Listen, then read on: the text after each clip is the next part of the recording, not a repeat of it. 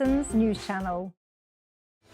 I'm Patrick Christie's. Every weeknight from 9, I bring you 2 hours of unmissable, explosive debate and headline-grabbing interviews. What impact has that had? We got death threats and the bomb threats on. As time passes, she could have saved Storm. You made my argument for me. My guest and I tackle the issues that really matter, with a sharp take on every story. Went everywhere. something practical could be done. Or I can become something different. Patrick Christie's tonight from 9 p.m. only on GB News, Britain's news channel. Join me, Neil Oliver, every Sunday night at 6 p.m. on GB News. And if an hour is not nearly enough for you, go to gbnews.com for special extended episodes online every Friday at 9 p.m, where we can truly get into the nitty-gritty of what's going on. GB News, Britain's news channel. If you want your news to be straight talking... This is a nightmare for the Conservatives again. Down to earth. It's not just Nottingham where this is happening, is it? And most importantly, honest. Hard-working, middle-class taxpayers, they'll get their book thrown at them. Then catch me, Martin Daubney, Monday to Friday, 3 till 6 p.m. on GB News, Britain's news channel.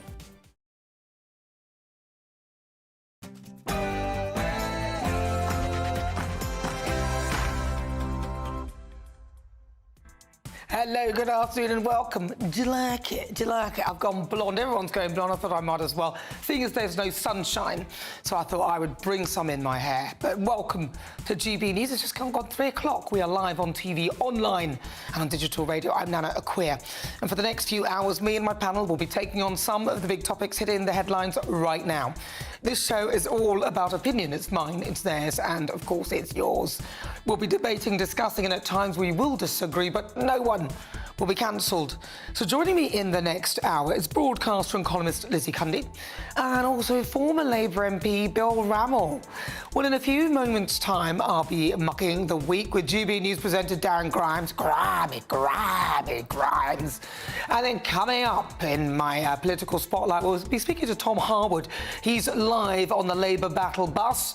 But for the Great British debate this hour, I'm asking, is Reform UK the next opposition party? Then difficult conversations, you won't want to miss it. Solomon Barr, he's a Paralympian, he's a former apprentice candidate, and also he's blind. He'll be joining me in the studio. You won't want to hear his story. Don't want to miss that story. But first, let's get your latest news with Sam Francis.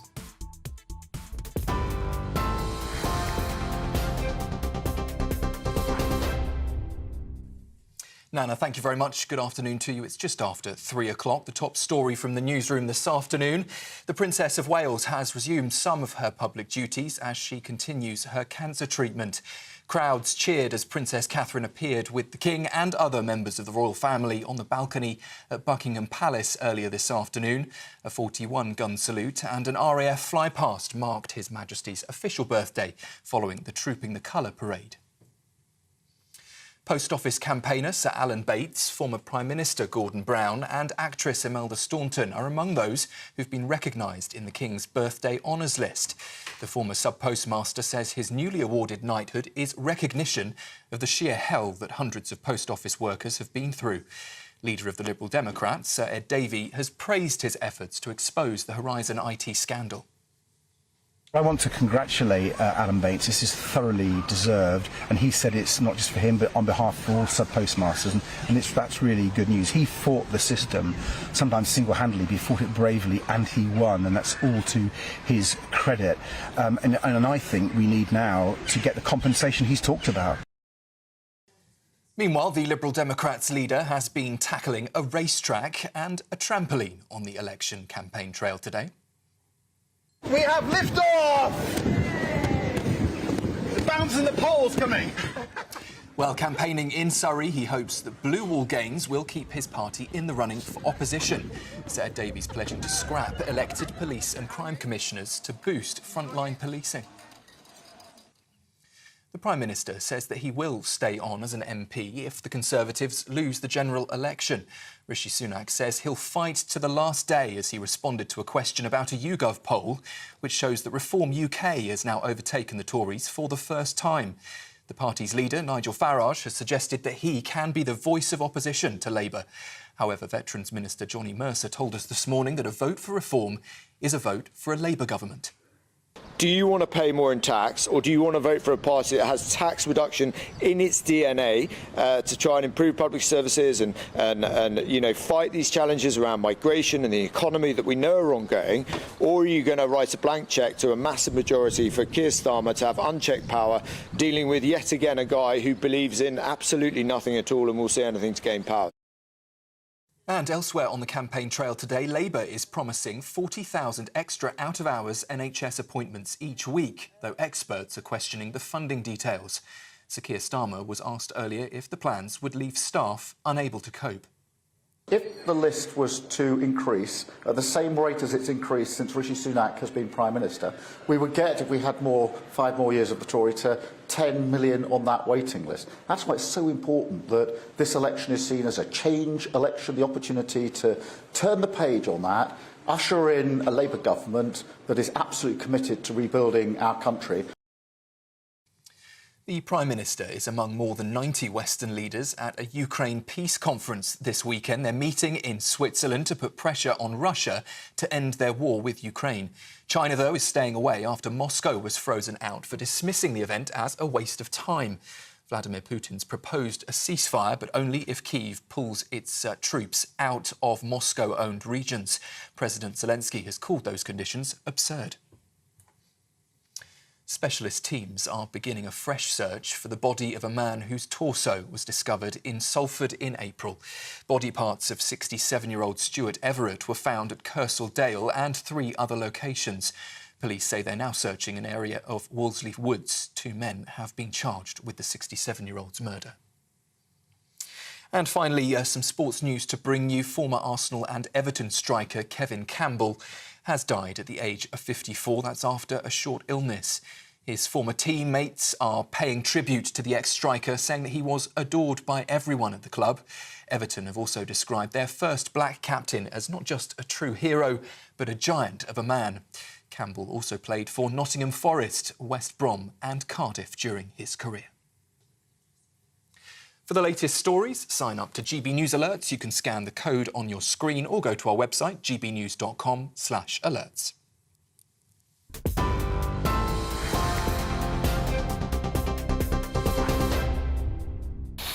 Well, it's just coming up to 7 minutes after 3 o'clock. I'm Nana Akua. This is GB News. We are live on TV, online and on digital radio. And it's time to mark the week, and what a busy one it's been. Well, it kicked off on Monday with the Liberal Democrats manifesto led by Sir Ed Davey. And these are the experiences that we must bring out of the shadows.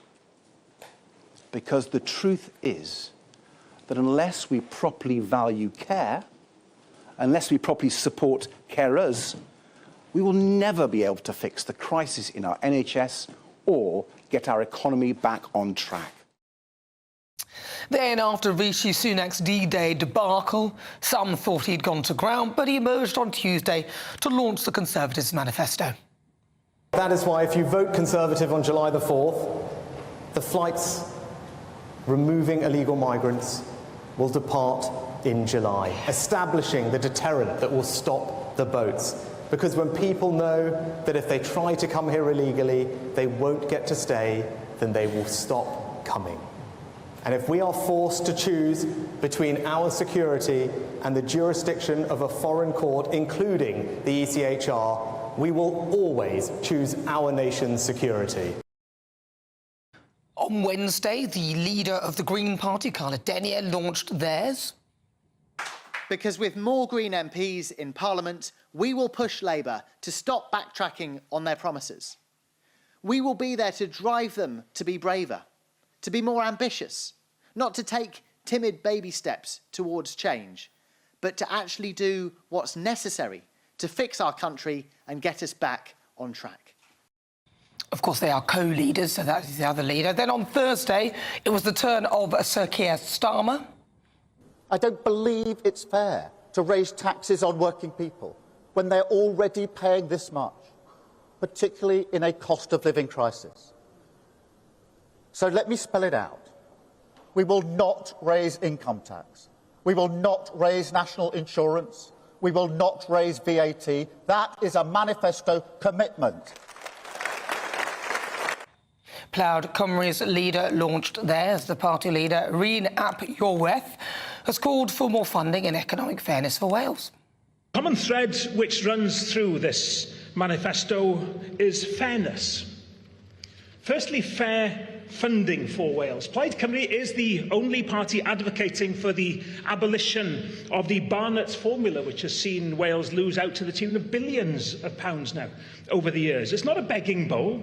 It's just doing what's right, enabling investments in public services and in the economy. Even Lord Barnett himself, the architect of that formula back in 1978, when I was that size, said that it had passed its sell-by date many years ago. And of course, the co-leader of the Greens is actually Adrian Ramsey. That was him there, not there, but in the clip before. And right, this week it will be Nigel Farage from Reform. And I'm putting it to you that I believe I can be that voice of opposition. I'm pretty clear and consistent in what I stand up for. I'm not afraid of a fight. I don't bow to Twitter pressure or the mob on the streets.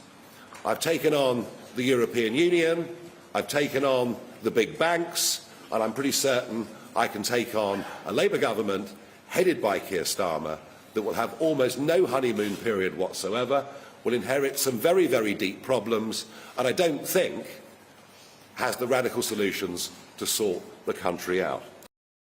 But my favourite bit of the week had to be Joe Biden at the G7 summit in Puglia in Italy. Just as a parachuter lands in front of the world leaders, US President Joe Biden was seen walking away from the group. He's just about to start that now. He started to walk away, looking in completely the wrong direction. Italian Prime Minister Giorgia Meloni came to his rescue, but he's wandering off. He's either talking to no one or someone, or trying to talk to the parachuter. He's talking into the air. There's nobody actually facing him. So, yes, Giorgia Meloni rescued him and helped him shuffle back. Not just in time for him to put on his Top Gun sunglasses.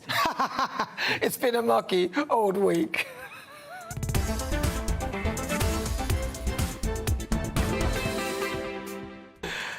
That clip gets me every time. Right, coming up, GB News presenter Darren Grimes will be making light of this week's top stories in Mark of the Week at 3:20. It's my hot topic, my roundtable discussion. I'll be joined in the studio by a team of experts on climate policy. We'll be discussing that. It'll be in the spotlight as Brits face a very wet and cold June.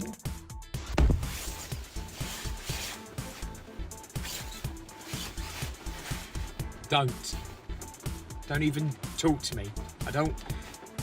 I'm not going to mention it. I'm not going to mention it, all right?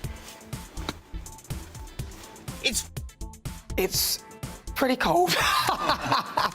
Then at 3:35, Dr. Rennie Hondenkamp joins me in the studio as dozens of sandwiches sold at major retailers are recalled following suspected E. coli outbreak, which is linked to the salad leaves within them. Also, we'll be discussing teenage vaping. An addict, a 17-year-old, smoked the equivalent of 400 cigarettes a week and has since lost part of her lung. Joining me to shine a light into the political hot seat today is the Deputy Political Editor, Tom Harwood. He'll be joining us live from the Labour Battle Bus. He is in the hot seat at 3:45. That is coming up into the next hour. Tell me what you think on everything we're discussing. Send me your thoughts, post your comments, gbnews.com/your say.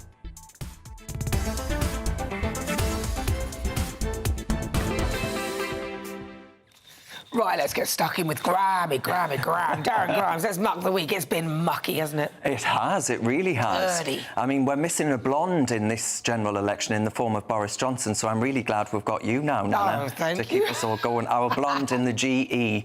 I think it's been an interesting one in the sense of, I don't know if you noticed, but in that seven-way debate, the latest one that we just had, Nigel Farage was asked by the presenter whether or not actually he would support the two-child cap on child benefit, and he said no. So the interesting thing is, Reform, they're painted as being far right and all these other things. They're to the left of the Labour Party when it comes to welfare. Isn't that extraordinary? So there have been so many dividing lines created this week, whether that be spending on social care, taxation, so many other things.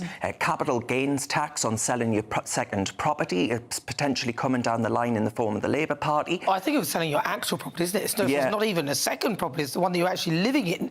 They may well tax that with capital exactly. gains. So this morning, Liz Kendall was asked whether or not it would be for second properties to try and hit, for example, people that have holiday homes maybe in the southwest of England, which many people in the southwest of England recognise as a big problem, but she refused to rule it out. I think they're going to, frankly, refuse to rule any tax out that isn't related to your income, and that's for ordinary people. If you're a banker, I think you're pretty screwed. But, you know, as far as national insurance, personal income tax, and, well, those taxes that relate exactly to, your VAT as well.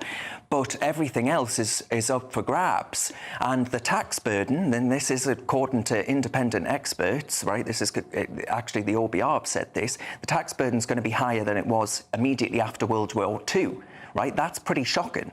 That's an extraordinary size sum of money that's being dragged out, extracted from the British taxpayer. Well, I mean, but we've got to see that from the Conservatives. The Conservatives got us here. That's true. I know we have had some circumstances like a pandemic, which is very unusual, and war has been a very unstable time, but that burden has been created under the Conservative government. It has, but the Labour Party's challenge is to turn around to people and say, look, despite this massive tax burden, your public services will get better, because everyone's modus operandi right now is to say, actually, I'm disillusioned with the whole lot of them because nothing in Britain is working. Right? I don't think, despite the polling, I don't think there's any real sort of love and fire in their bellies to get a Labour Party government, but there is a real desire for change and a real desire for things in Britain to actually work again. And, you know, Nigel Farage's argument on that would be, well, mass migration is making matters worse. Labour's argument would be, well, we're not spending enough on public services. The Conservatives would say, the plan is working, let us keep going on with the plan. The rest of the parties, you know, Plaid Cymru, the Greens, the SNP, they would all argue that it's Westminster being overly tight. But where's the money going to come from now? Where are the That's Liberal what Democrats? we need to know. Well, the Liberal Democrats, they actually proposed a massive expenditure on social care to tackle that issue. We face in this country a demographic time bomb where older voters are eventually going to need care, right? And so there has to be an answer to that. The Lib Dems proposed one. Whether or not the country is going for it, we'll have to see. Well, let's see if Ed Davey can get himself off that trampoline. Yeah, exactly. He's going to do himself a mischief. Isn't he? Darren Grimes, you're on later Saturday 5 Absolutely, 6 o'clock, Nana. We'll be there 6 till 8, so join in. Yeah, straight after this show, did not go anywhere. Right, well, if you just tuned in, just coming up to 16 minutes after 3 o'clock, and it's time for our Great British Giveaway, your chance to win over £16,000 worth of prizes. That is £15,000 in cash and a load of summer treats on top of that. All of it could be yours, but you've got to be in it to win it. Here are the details that you need. Don't miss out on your chance to win our Summer Spectacular. And have we got a prize for you? First, there's a totally tax-free £15,000 in cash to make your summer spectacular. Spend that extra cash however you like. You'll also win a brand new iPhone, Apple AirPods, and if that wasn't enough, a £500 voucher to spend at your favourite UK attraction, so you can enjoy amazing days out this year. For another chance to win the iPhone, treats, and £15,000 cash, text WIN to 63232. Text costs £2 plus one standard network rate message. You can also enter online at gbnews.com/win. Entries cost £2, or post your name and number to GB06 PO Box 8690 Derby DE1 9TT. UK only. Entrance must be 18 or over. Lines close at 5 p.m. on the 28th of June. Please check the closing time if listening or watching on demand. Good luck. Good luck indeed. You're with me, I'm Nana Akua. This is GB News on TV, online and on digital radio. We are Britain's election channel. And coming up in my political hot seat, the Deputy Editor, Political Editor Tom Harwood, who'll be live on the Labour Battle Bus. But next, it's this week's hot topic, my roundtable discussion, and I've got a climate team and experts. They'll be here. This is GB News.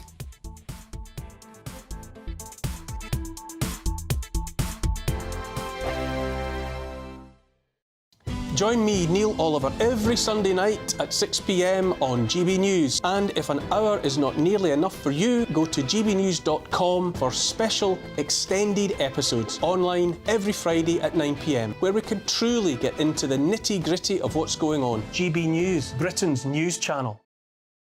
In the GB newsroom, we bring you the news as it happens. With our team of dedicated journalists across the UK, GB News brings you accurate reporting of the day's topical agenda. When the news breaks, wherever and whenever it's happening, we'll be there. This is GB News. The People's Channel, Britain's news channel. GB News Breakfast, every day from 6 a.m. How prevalent is it in those with darker skin, like me? That's a great question, and it's one that we get a lot. So your skin tone does affect your risk of skin cancer. People at the most risk are people with lighter skin tones, so light-coloured hair and eyes as well, lots of moles and freckles, a history of sunburn or a family history of skin cancer. But people with darker skin tones can still burn and can still get skin cancer. Anybody can get skin cancer.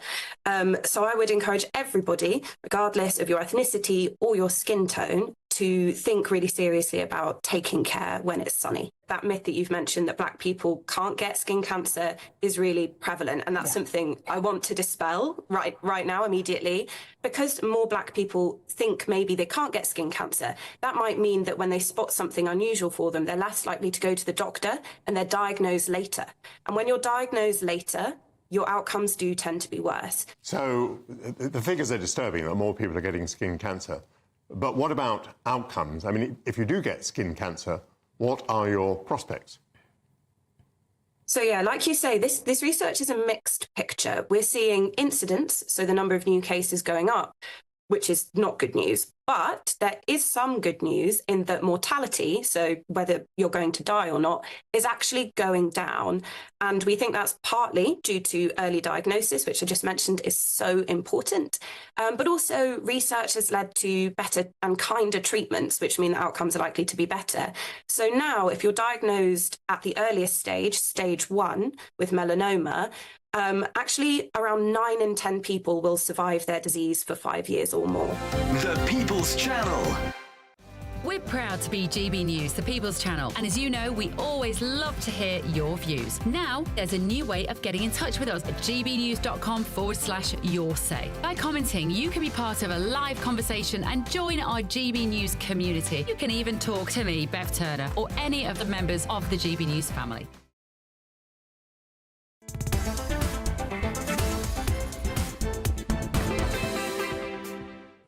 Good afternoon. This is GB News. We're live on TV, online and on digital radio. It's just coming up to 22 minutes after 4 o'clock. I'm Nana Akua.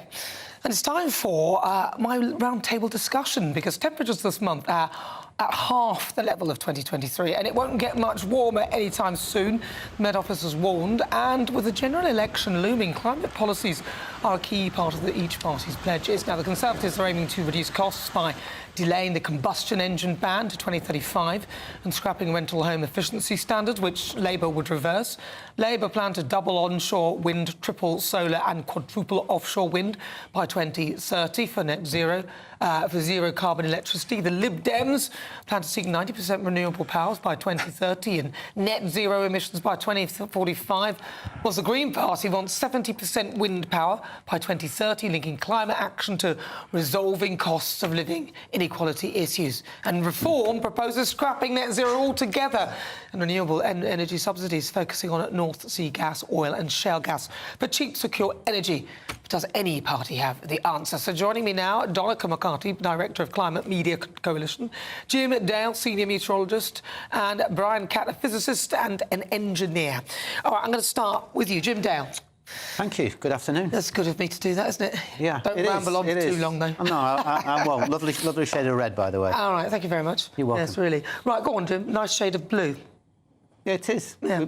Swapping places, maybe. OK. Go on. So, look, let's try and be positive about this. Whose policy do you think is the right one? Well, I think there are 3 or 4 what you might call progressive parties that have more or less got it right, but not far enough, because we need to act more urgently.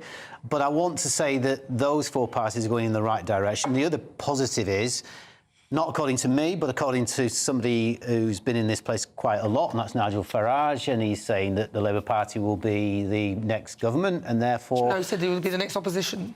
Oh, the Labour Party. Oh, the Labour Party, will be the next government, and therefore it is probably them that we've got to look more at and their policy going forward in terms of what they're doing. Now, there has been a change in terms of the money side of things and what can be afforded, but I think we have to look at the bigger picture in this and why these things are actually on the agenda in the first place, and that is the climate and what's going on. And if your eyes are wide open rather than closed, you will see around the globe, even yesterday in Moscow and other places that are just being flooded out. If it's not floods, it's extreme heat or it's long-term rainfall, as we've had in the UK for the last 3 or 4 months, which has meant farmers are virtually crying in their fields. So climate is one of the biggest issues that is on, and I'm going to say this openly, really good that GB News have actually got this subject today. Well done. OK, well, that's good of you, Jim. Thank you. Why not? Well done. Yeah, that's rather patronising, but thank you. I think it was a compliment somewhere there. Brian Catt. Hello. He's talking about climate. He's saying you feel it's a climate emergency. The Labour Party, who have said they're going to double onshore wind, triple solar and quadruple offshore wind by 2030 for zero carbon electricity. He thinks that's one of the better policies because obviously they're likely to be the ones winning. What are your thoughts on that? Well, all of this is predicated on the idea that we have to decarbonise, going right back to the Energy and Climate Change Act, and there's no actual evidence that that's been necessary. Since 1979, we've been checking the change and comparing it with the forecasts of the UN models, which all this is based on, and it just doesn't happen as advertised. We're still 2 degrees colder than we were in Egyptian and Roman times, and only 1.5 degrees over the coldest in 10,000 years. So basically what we're doing is we're planning to create a rolling economic disaster for everybody. It's going to cost a fortune, literally tens of billions of pounds a year, to try to solve a problem which nobody has yet measured. Dr. McCarthy. Yeah, I think there's 3 tests for the manifestos in terms of climate change. Is it fast enough? Is it fair to working people? And is it economic? Does it make economic sense? I would look at the various manifestos. And I would say the Green Party and the Liberal Democrats tick most of those boxes. They get 8 out of 10. So Labour gets 5, the Tories get 3, and Reform gets 2. OK, so the Liberal Democrats, they plan to seek 90% renewable power by 2030 and net zero emissions by 2045. The Green Party wants 70% wind power by 2030, linking climate action to resolving cost of living inequality. So they are all looking at that. But what about if the premise is wrong, as Brian's pointed out? If the premise of zero carbon is the wrong one, then surely this is all a waste of time. Yeah, well, 99% of scientists don't accept that premise, so therefore... hold on. No. You can't throw out 99% of scientists. Well, they do. They don't. It's not 99%. Well, how many scientists agree with this and how many don't? Every single major scientific body in the world accepts the science. That represents 8 million scientists. There's around 4,000 to 5,000 scientists, a minority who disagree. However, going back to you can't just brush that under the carpet. The issue about being fair, you just talked about the Lib Dem and the Green Party policies. Now, what I think is really interesting about what they're doing is they're saying the poor should not pay the price. They're saying the rich, who are the biggest carbon emitters by a huge amount, that they pay the price. Over the last 10 years in Britain, we have had an extraordinary transfer of wealth. There were 29 billionaires in 2000. There are now 120. That means £100 billion was transferred from working people to the carbon rich. So what the Greens and Lib Dems are saying is tax the rich and fund cutting bills for poorer people, cheaper homes, cheaper energy for their tax homes, the rich. cheaper public transport. You know what rich people are like. They're very clever at getting out of being taxed. You must know that, surely. I'm not sure that's going to work. Let's bring on Ben Pyle. Ben Pyle's an independent researcher and writer. Ben Pyle, he's joining us live now. He's down the line. Ben, you've heard what's been said there. In your view, firstly, which party do you think has the right idea with regard to climate? Well, certainly none of the mainstream parties. I think if we want to have a debate, which I think is essential for democracy, and there are a lot of people, notwithstanding all the points that your panelists have made, we need to have opposition in democratic politics, and people's views need to be represented. And there are a lot of people, no matter how many scientists think X, there are a lot of people in the country who disagree with those claims, and those views need to be represented. Certainly, as far as represent, what we do about climate change, if it is a problem. So I think Reform are the only party that's really capable of putting forward an opposing argument. They've obviously yet to formulate their policies and turn their ideas into a fully fledged agenda.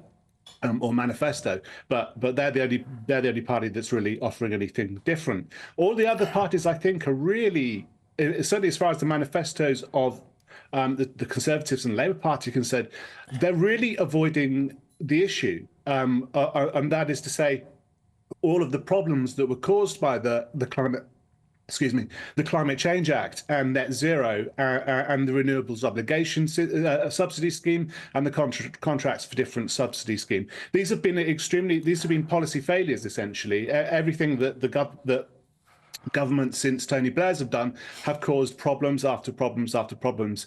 And if you read the manifestos, their answer to this is not to talk about the problems of lockdowns, not to talk about the policy failures themselves, causing high energy prices, but to blame Russia and then to blame the other party for being incompetent. In this way, what they're doing is avoiding having any kind of debate about the Climate Change Act itself, which is incredibly damaging to democracy. OK. Well, I'm going to bring in Brian Catt, because he sounds like he's slightly speaking your language in a sense, because he's talking about Reform, who probably have the policy... Reform have the policy of getting rid of net zero, because there is no justification for it in the first place, so why would we incur any of the costs? But the thing about this, and there is a slide that your producer did say she might put up, which is about the fuel mix that we're going to use, just to show you... All right, let's see if we can get that slide up for Brian, if we have it. Basically, the whole idea of what they're doing is technically illiterate and economically incompetent. Because Why? Simply because you can't get rid of... Here's the one here. OK. You can't get rid of gas. So Labour are saying we're going to we're going to get rid of gas, we're not going to frack it, we're going to go to wind as fast as possible. What does this mean? I'm looking right, now I'm going to tell you. Briefly? I'm going to tell you ever so quickly. And where did you get that from? This is the mix over the last few months, and winter is on the right there, December to February. And what you can see, it's from a reputable company that monitors all the energy outputs. Which one? I've got the name. So hang on, let me... I haven't even finished explaining it yet.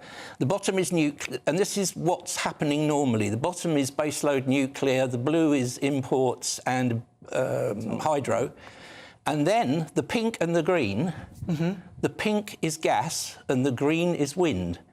So that is what you're having to do with your gas supply to maintain the level of energy at the top there, the total. That's the total energy that's being generated, right? OK. So if you don't have gas, what are you going to do when the wind doesn't blow? What are you going to do when the wind doesn't blow, Donica? Well, you do exactly what you do in my house. Which is we what? don't have solar. I've got batteries, we've got storage, we've got... Yeah, but how do you charge your batteries? With solar during the day. Yeah, but so therefore, the cost now for a developer to put into a house, what I've got in my house, is around £4,000 to £5,000. It's ludicrous. Why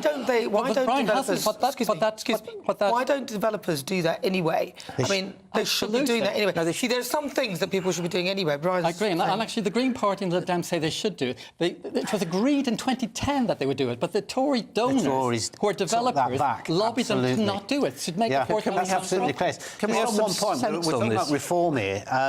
I've had many conversations with reform leaders, debates, etc., with Richard Tice, Nigel Farage and a lot. And it used to be that they didn't believe in climate change, that it wasn't going on. And then Richard Tice appears on BBC Breakfast and he talks about volcanoes being the reason. This is why you cannot get to a situation to take them seriously, because they are miles off it. To be fair, Richard Tice, Nigel Farage and the people you speak of are not here to defend themselves. Could I come back? I wish they were. That's just what you're telling me. I haven't heard it. Very briefly, because on the gas point, 38% of the last year's electricity came from renewables. 32% only came from gas. We're only to a third. 25% We've successfully eliminated wind. 70% of fossil fuels. It's a success story for Britain. Nobody's saying that we shouldn't have them. It's a case of how fast. Can we talk about storage very briefly? I've got to go. Storage is a huge cost. I'll give you 10 seconds. You can't have storage because it will cost you 400 billion for the batteries for one day in the winter, 2 terawatt hours, and that has to be on the grid. It doesn't need OK, well, listen, there's so much to talk about. Not enough time to get on with it, but thank you very much. Jim Dale, Donald McCarthy, and also Brian Catt, and also down the line we had Ben Pyle. Right, so what do you think? GBNews.com/your say. But first, let's get your latest news headlines.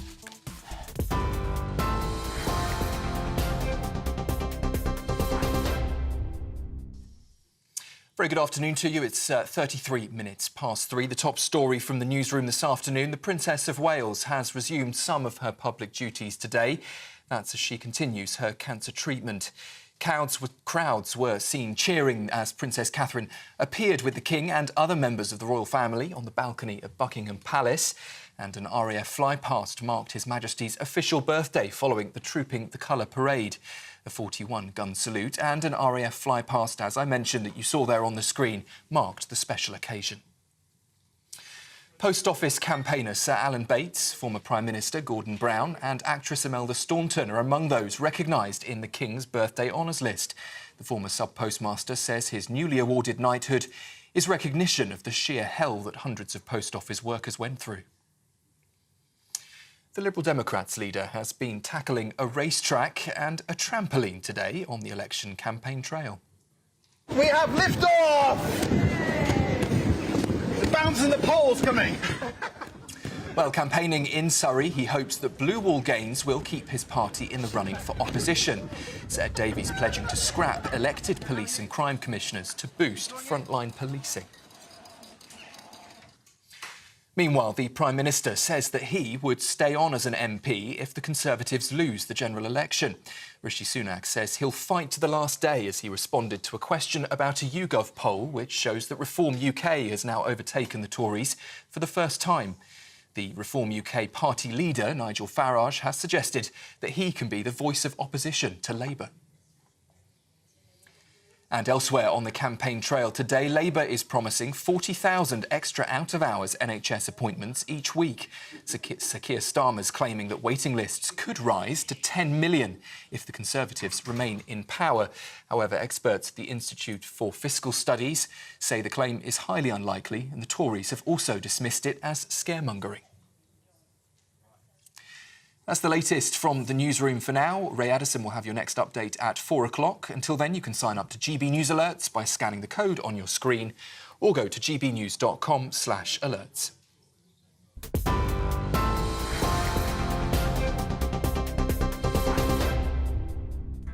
Thank you, Sam. It's just coming up to 37 minutes after 3 o'clock. Still to come, Tom Harwood will be in the political hot seat live from the Labour battle bus. But next, Dr René Hundenkamp will join me to discuss the latest E. coli outbreak and the risks of vaping. You won't want to miss that. Do not go anywhere. This is GB News, and we are Britain's election channel. This vote may seem to be about the politicians in the media, but it's actually about you. And we won't ever forget that. Join us up and down the country as we follow every moment together. Now, more than ever, it's important to hear all sides as you make your decision ahead of polling day. We're here for you. This is GB News. The People's Channel. Britain's election channel. Nana Akua, weekends from 3 p.m. His highly rated book details the moving story of how he found his birth mother. I'm pleased to say, of course, I'm joined by the legend that is Andrew Pearce. Hello. Lovely to be back on your show. Oh my goodness, oh yeah, that was the first time I got you on my show. I think the first time I ever worked on GB News was on your show. I couldn't believe it because I used to listen to you all the time on LBC. Right. But you found time to write a memoir. I actually started writing it during lockdown. It was almost just putting thoughts on a piece of paper. I love my adoptive mum, who adopted me. Wonderful woman. She gave me a wonderful life with my dad in Swindon. I was adopted into a home with 3 kids. They were there already. They never resented me. So I never, ever wanted to do anything that would upset my mum. So what I did, I found Margaret and didn't tell mum what I was doing. Yeah. Because she had me in the early 1960s. In fact, she was 34. Wow. Just a few weeks from her 35th birthday.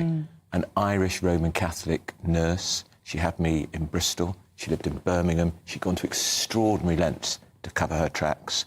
And I was in the orphanage for the best part of 3 years. And she used to visit me regularly because she thought at some point she'd be able to give me a home. But I'm not sure how that was ever plausible because it's the early 1960s and single mothers were the devil incarnate. They really were social pariahs. So it was going to be very difficult for her. You probably wondered who she is. Yeah. And who your father is as well. Yeah.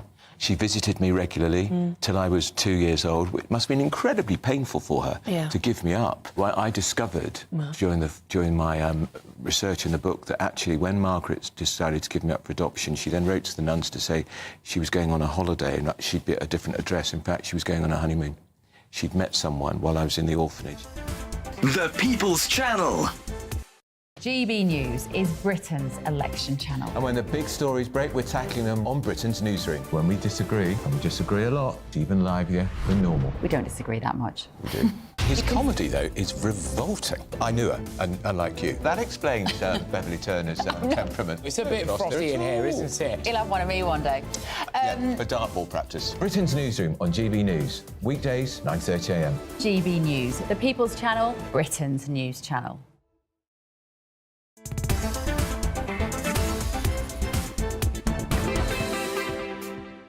Welcome back. If you've just tuned in, where have you been? It's fine, don't worry. We've got 21 minutes to go of this hour and then another 2 hours, so it's all good. I'm Nana Akua. This is GB News. We are Britain's election channel. Right now, Greencore Group, who supply retailers, including Aldi, Asda, Buy, Amazon, Boots, Co-op, Morrisons and Sainsbury's, are recalling various sandwiches, wraps and salads over fears that they are contaminated with E. coli. Now, they say that it hasn't been detected in the products, but is a precautionary step. Meanwhile, another story which has shocked me this week is a young 17-year-old girl who burnt a hole in her lung after vaping the equivalent of 400 cigarettes. Well, joining me now to explain all of it is Dr. Renee Hundenkamp. She's a GP and medical writer. Renee. Hello. Renee. Renee, this is, first of all, the E. coli thing. Now, it seems they dragged their heels a while to tell us because they weren't sure. Or could it be that some of the retailers are massive retailers like Amazon, big retailers here? I think they never want to scare people if they don't need to, but there clearly is some substance behind this because retailers do not withdraw products when there isn't something behind it. You know, I think they've had about 111, 120 cases, but some of those people will be seriously ill and some may die. And the UK HSA are saying that they expect more cases. So there's clearly something out there that's been infected with E. coli. E. coli is something we live with, we carry it in our bowels, it's not an unusual. Lots of UTIs are caused by E. coli. OK, so that's urinary tract infection. Yeah, sorry. Right. So, you know, it's a common bacteria, but there are a couple of strains of it that can actually make you very sick. Now, most people won't get very sick. They'll get some diarrhoea, they'll feel a bit ropey and they'll recover. But other people, small children, the elderly, immunosuppressed, can actually get some kidney involvement where actually they get seriously ill and they can actually get renal failure, their kidneys can fail. So it is serious. And if it is in our salad and in these sandwiches, then those products absolutely need to be withdrawn. Now, I read today that it's only products that have a sell-by date of the 31st of May. I'm really hoping, Nana, that people are not eating sandwiches that have a sell-by date of the 31st of May today on the 15th of June. Yeah. How long does it take to show itself then? Is it immediate? It would be fairly quickly, I'd say within 24 to 48 hours. So I think we're probably past the peak, but depends whether they found where it started, isn't it? Yeah, and also don't forget this is also spread on hand-to-mouth contact. Right. So if people have got it and aren't particularly ill but aren't practising good toilet hygiene, so they're leaving the loo without washing their hands with soap and water, touching a handle, touching something else, that's how these things get passed on. That's why it's really important to clean your hands after you go to the toilet. And I know it sounds like basic stuff, but I think people think, it's fine, you know, I'll be fine. It's not fine. And so it's really important that we do those kind of things. Oh, gosh. Anyway, on to this now. This 17-year-old girl, she was vaping. Now, we've been kind of sold the notion that vaping is a lot safer than cigarettes. But then I said, I'm thinking you smoke for many, many years and then you can get a cancer or something like this. This vaping... she hasn't been doing it for long, a couple of years, and already there's a hole in her lung. Admittedly, she smoked a lot, but I doubt that would be the outcome if you smoked 400 cigarettes. No. And look, this is such a frustrating thing, the whole vaping thing, because without vapes, we had already reached a point in this country that without draconian measures, like you will never be able to buy a cigarette if you're over a certain age or whatever it is, we had managed to convince the majority of people to stop smoking. Children were not taking up smoking, you know, in the main. Girls were taking up slightly more than boys, but still we'd seen this dramatic decrease in the number of kids taking up smoking and adults smoking, and that's got to be a good thing. Vaping comes along, is clearly aimed at children with brightly coloured packaging, raspberry flavour. You know what adult wants a raspberry flavour cigarette? These were clearly aimed at children because the big tobacco companies can see very clearly the writing is on the wall for cigarettes, so they need another market, and boy, have they got one. But were they behind that, though? Because I thought it was smaller companies behind these vapes. It wasn't necessarily the bigger companies. They only took it up when they realised how profitable it could be. So I'm sort of don't kind of want to blame them. In a sense. OK, let's not blame them, but they're certainly on that train right now, and they see a massive market. And the difference is that children are taking up vaping who would never have smoked. And that, to me, is a crime, because now we've got a problem that we don't know how big it is. And this young girl has just demonstrated that it might be a lot bigger even than smoking. So, yes, she was smoking a lot, but she was using one vape that had 4,000... whatever it was in it, quickly. This was not the first time she'd been in hospital, it was the third time. Whoa. So this was clearly affecting her, but she was carrying on. Nobody was stopping her. I think there needs to be some parental... Well, I mean, she's an addict, isn't she? She's addicted to nicotine. That's the addictive part of the cigarette, which is... They took away the tar, which was the damaging part. But, of course, if you are addicted to nicotine, then the other effects with the thing that you're drawing the nicotine from have to be taken into consideration. Absolutely. And we have no data on these things. I fear that we're going to get 20 years down the line, like we did with smoking, and find that they're much, much worse even than smoking. And don't forget, doctors told people that smoking was good for their health. And now we've got this. And, you know, if you think about it logically, breathing hot smoke into your lungs cannot be better than just breathing air. Yeah. It can't be. No, it can't be. Thank you very much, Renee. Your advice to smokers or vapers? I think adults that want to stop smoking, using them for a short period of time to stop smoking, that's a brilliant thing. Children, don't do it. Please, let's try and stop them doing it. Stay away from them, seriously. Well, thank you very much. That's Dr. Renee Hundenkamp. She's a GP and medical writer. Right next, Deputy Political Editor Tom Harwood will be in the political hot seat. He's live from the Labour battle bus.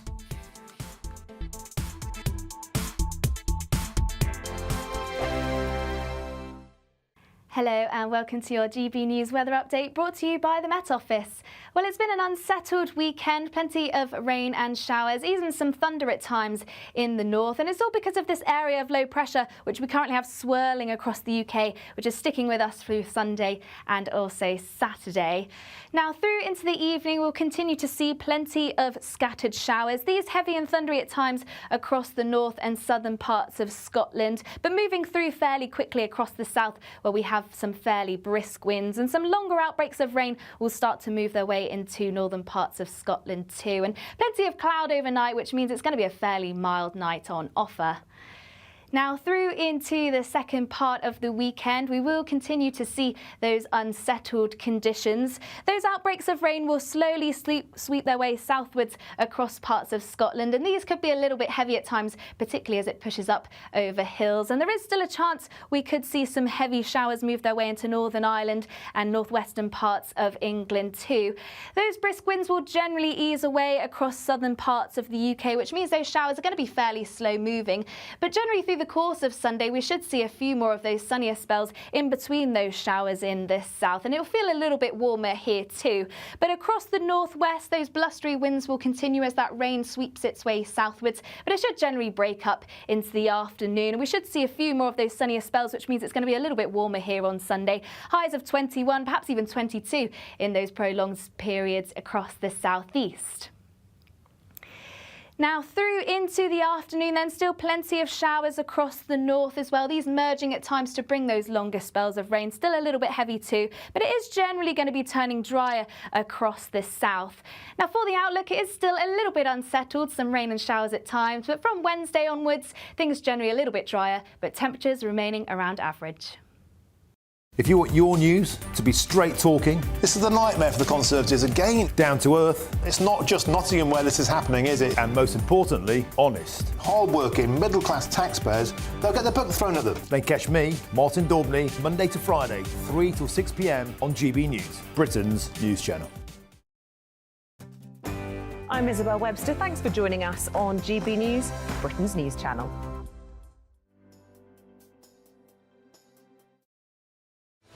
I'm Patrick Christie's. Every weeknight from 9, I bring you 2 hours of unmissable, explosive debate and headline-grabbing interviews. What impact has that had? We got death threats and the bomb threats on. As time passes, She could have saved Storm. You made my argument for me. My guests and I tackle the issues that really matter with a sharp take on every story. Went everywhere. something practical could be done. I can become something different. Patrick Christie's tonight from 9 p.m. only on GB News, Britain's news channel.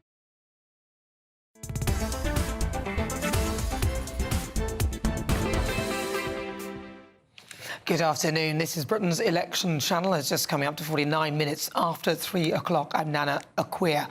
We're live on TV, online and on digital radio, and it is time for this week's political spotlight.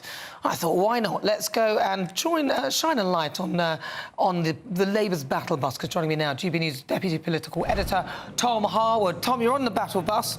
Who's on the bus with you? I am on the battle bus. I'm right at the back with the back of the bus people at the moment, but I've been given this little water bottle with the word change on it. That's the slogan of the Labour Party this election. It's blazoned across the bus all over, as you can see. Change Labour, change Labour, change Labour. But at the moment, I have to say, it's a bit of an empty battle bus. We were a little bit earlier with Keir Starmer and the Shadow Health Secretary, Wes Streeting, visiting a hospital in North Nottinghamshire. But for the moment, we're actually just coming back to London. We should be actually passing the studio not too long a time. But it's interesting, the Labour Party is really focusing on health today with that hospital visit, talking about their plan to, as they say, get waiting lists down. Now, big question marks over how much funding they'll actually be putting into the NHS. Some questions there for the Labour Party because the manifesto doesn't say an overall level of funding, but they do commit to various specific policies. For example, using some capacity, those who currently work in the NHS, getting them to work more hours, getting them to work weekends, those sorts of things to try and push the service further and get waiting lists down. Of course, for their part, the government say that actually in many areas that's already happening, but clearly a big push on healthcare today with this joint visit to a North Nottinghamshire hospital with Keir Starmer and Wes Streeting. Because Keir Starmer said that he wouldn't use private medical health cover and would use NHS stuff. We're actually going to be debating that next. Was he questioned on that at all? Has anybody asked him again whether he's sure about that? Yeah, it's interesting. There's seemingly a divide between Wes Streeting and Keir Starmer on this question of personal use of private healthcare. The words that were given to Keir Starmer in that first ITV debate were, would you, if you felt it was the only way forward, use private healthcare, the only way forward? And Keir Starmer said no. Clearly an ideological opposition there. Whereas the Shadow Health Secretary, Wes Streeting, has said that he would, if it was the only way forward, use private healthcare. He's also today been talking specifically about this issue, about more people and the growing numbers of people who are choosing to use private healthcare. He was saying that they're not traitors. That was his phrase, because there's been some on the left who've been really criticising people who choose to use private healthcare. The Shadow Health Secretary, Wes Streeting, say that these people are refugees, not traitors, almost saying that, well, the government's been pushing people into private healthcare because of the crisis in the NHS. Now, that may be the case, that may not be the case, but what it clearly is a dividing line, really, between the leader of the opposition and the Shadow Health Secretary. Keir Starmer taking a more left-wing, ideological position on the use of private healthcare, whereas Wes Streeting taking a much more moderate line, but clearly trying to present a united front in that hospital visit today, all smiles and presenting that sort of same one-team energy. But I think beneath the surface there is that divide within some people around Keir Starmer's shadow cabinet table. There are those who have that ideological opposition and those who do not. Yes, it does seem. It will be interesting to see if Labour do win power, what they actually do with it. Tom Harwood, thank you very much. Always good to talk to you. That's Tom Harwood. He's on the Labour battle bus this afternoon, when lots of you have been getting in touch with your thoughts. Jenny says that on the point what that Tom made with regard to Keir Starmer and his plans actually to get people to work more, Jenny Maudsley says doctors don't want to work more hours than they do already.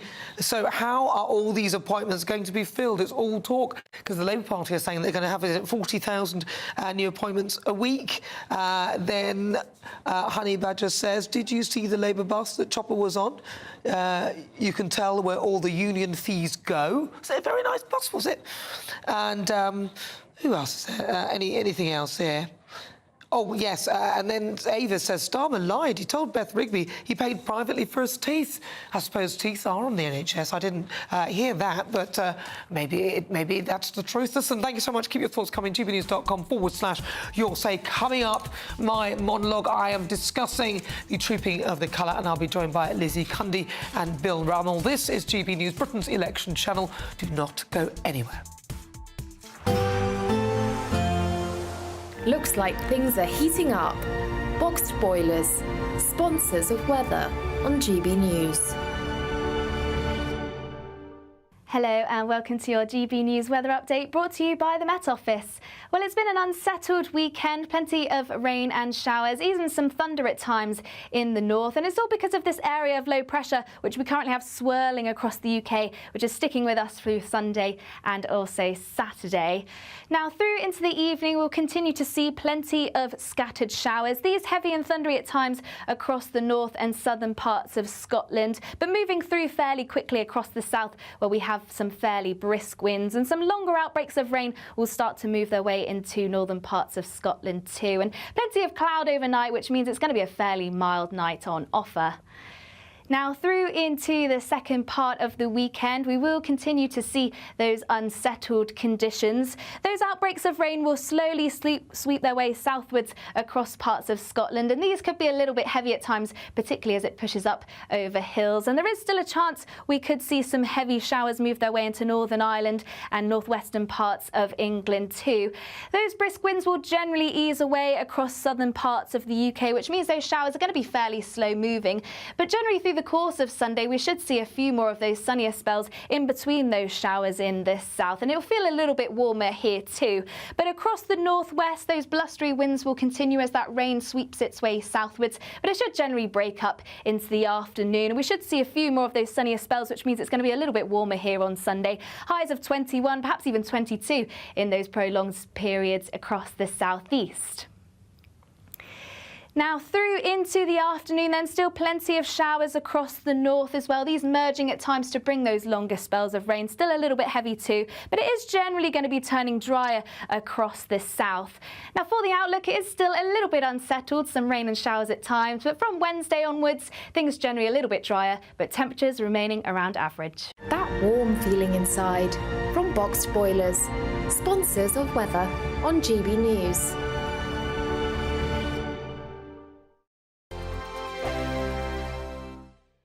Don't miss out on your chance to win our Summer Spectacular. And have we got a prize for you? First, there's a totally tax-free £15,000 in cash to make your summer spectacular. Spend that extra cash however you like. You'll also win a brand new iPhone, Apple AirPods, and if that wasn't enough, a £500 voucher to spend at your favourite UK attraction. So you can enjoy amazing days out this year. For another chance to win the iPhone, treats, and £15,000 cash, text prize to 63232. Text costs £2 plus one standard network rate message. You can also enter online at gbnews.com/win. Entries cost £2 or post your name and number to GB06 PO Box 8690 Derby DE1 9TT. UK only. Entrance must be 18 or over. Lines close at 5 p.m. on the 28th of June. Please check the closing time if listening or watching on demand. Good luck. This is GB News and we are Britain's election channel. This vote may seem to be about the politicians in the media, but actually it's about you. And we won't forget that. Join us up and down the country as we follow every moment together. More than ever, it's important to hear all sides as you make your decision ahead of polling day. We're here for you. This is GB News, the People's Channel. Britain's election channel. Join me, Neil Oliver, every Sunday night at 6 p.m. on GB News. And if an hour is not nearly enough for you, go to gbnews.com for special extended episodes online every Friday at 9 p.m, where we can truly get into the nitty-gritty of what's going on. GB News, Britain's news channel. I'm Mark Dolan, and this is GB News, the People's Channel, Britain's news channel. It's midday. Good afternoon, Britain. Your lunchtime update on the stories that matter across the UK.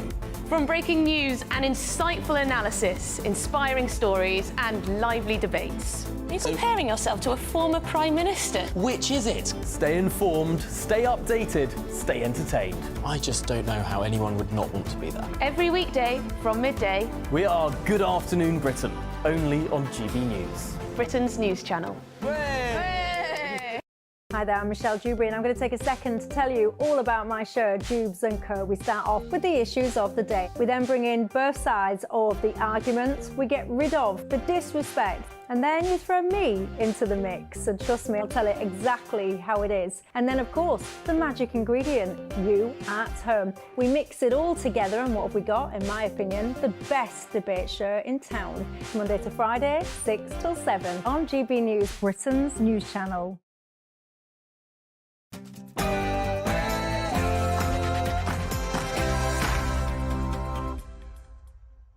Hello and welcome to GB News on TV, online and on digital radio. I'm Nana Akua. And for the next 2 hours, me and my panel will be taking on some of the big topics hitting the headlines right now. This show is all about opinion. It's mine, it's theirs, and of course it's yours. We'll be debating, discussing, and at times we will disagree, but no one will be cancelled. So joining me today is broadcaster and columnist Lizzie Cundy, and also former... She's got my hair. You've got my hair. Actually, I've got her. I've got your one. And former... That's me. And former... What, you ain't got any? That's what I meant. And former Labour MP Bill Rammell.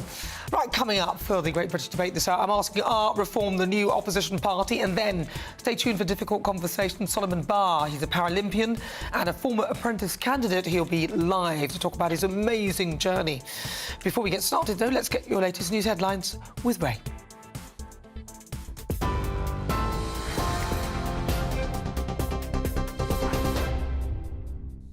Thanks, Nana. Good afternoon. 1 minute past 4, our top stories this hour. The Princess of Wales has resumed some public duties as she continues her cancer treatment. Crowds cheered as Princess Catherine appeared with the King and other members of the royal family on the balcony at Buckingham Palace.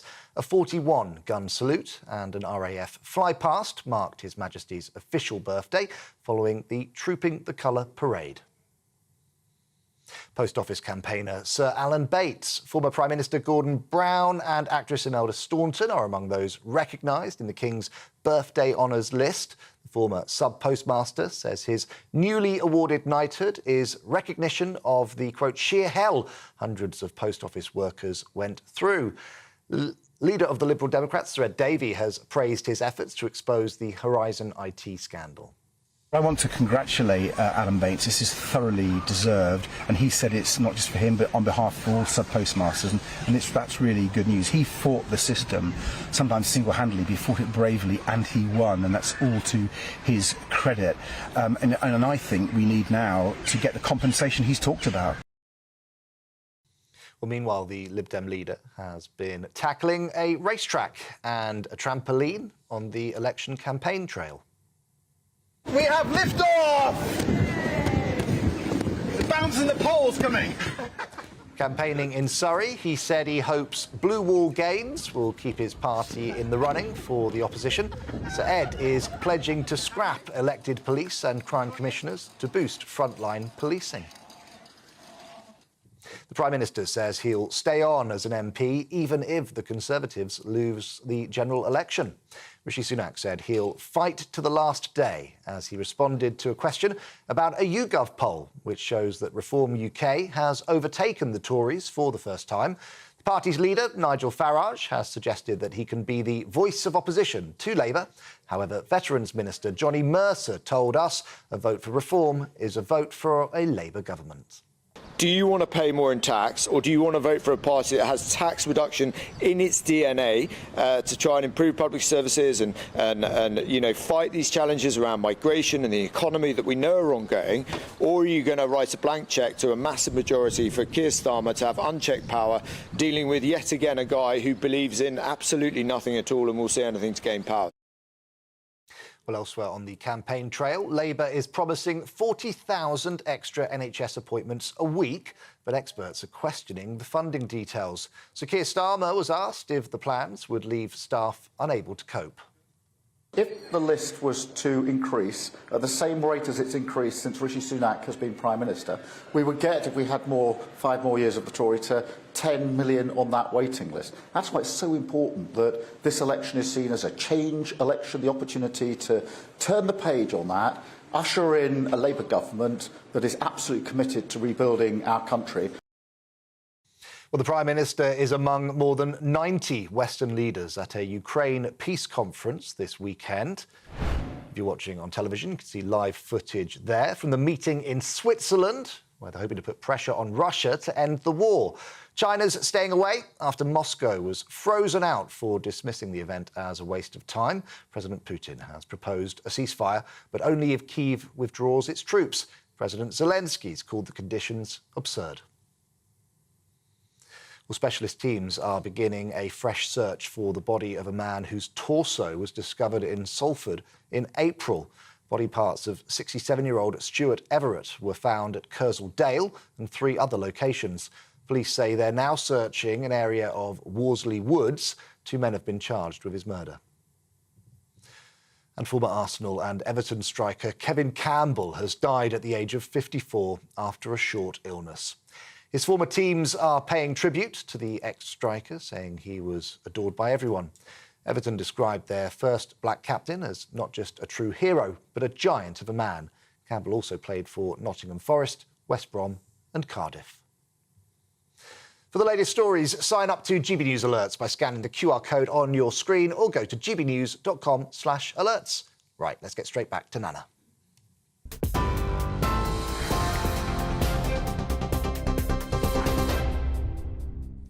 Thank you, Ray. Good afternoon. You're with me. I'm Nana Akua. This is GB News. We are Britain's election channel, and it's fast approaching 6 minutes after 4 o'clock.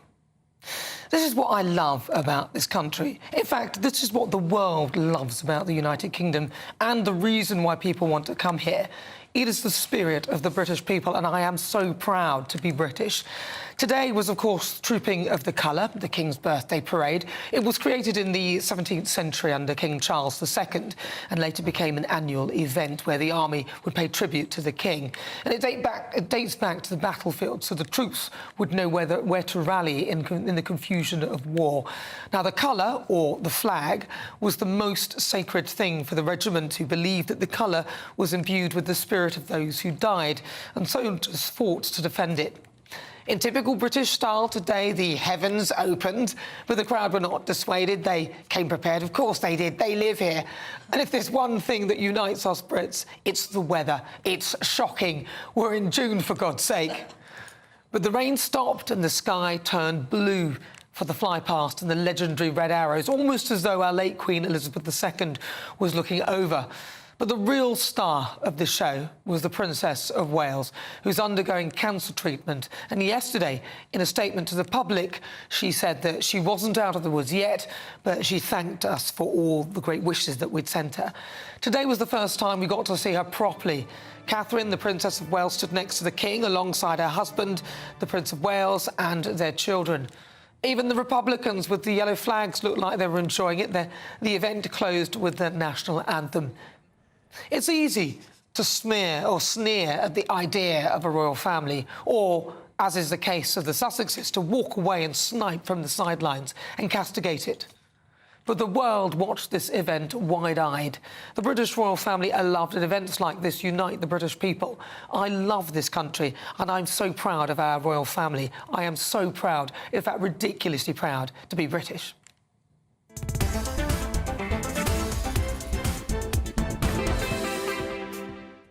Right, before we get stuck into the debate, here's what else is coming up today. For the Great British Debate this hour, I'm asking, are Reform the new opposition party? That's as Nigel Farage claims his party now eclipses the Tories as the main rival to Keir Starmer's Labour after a YouGov poll, bear in mind it was just one, put them a point ahead of the Conservatives. Is there any truth to his claims? So for the Great British Debate this hour, I'm asking, are Reform the new opposition party?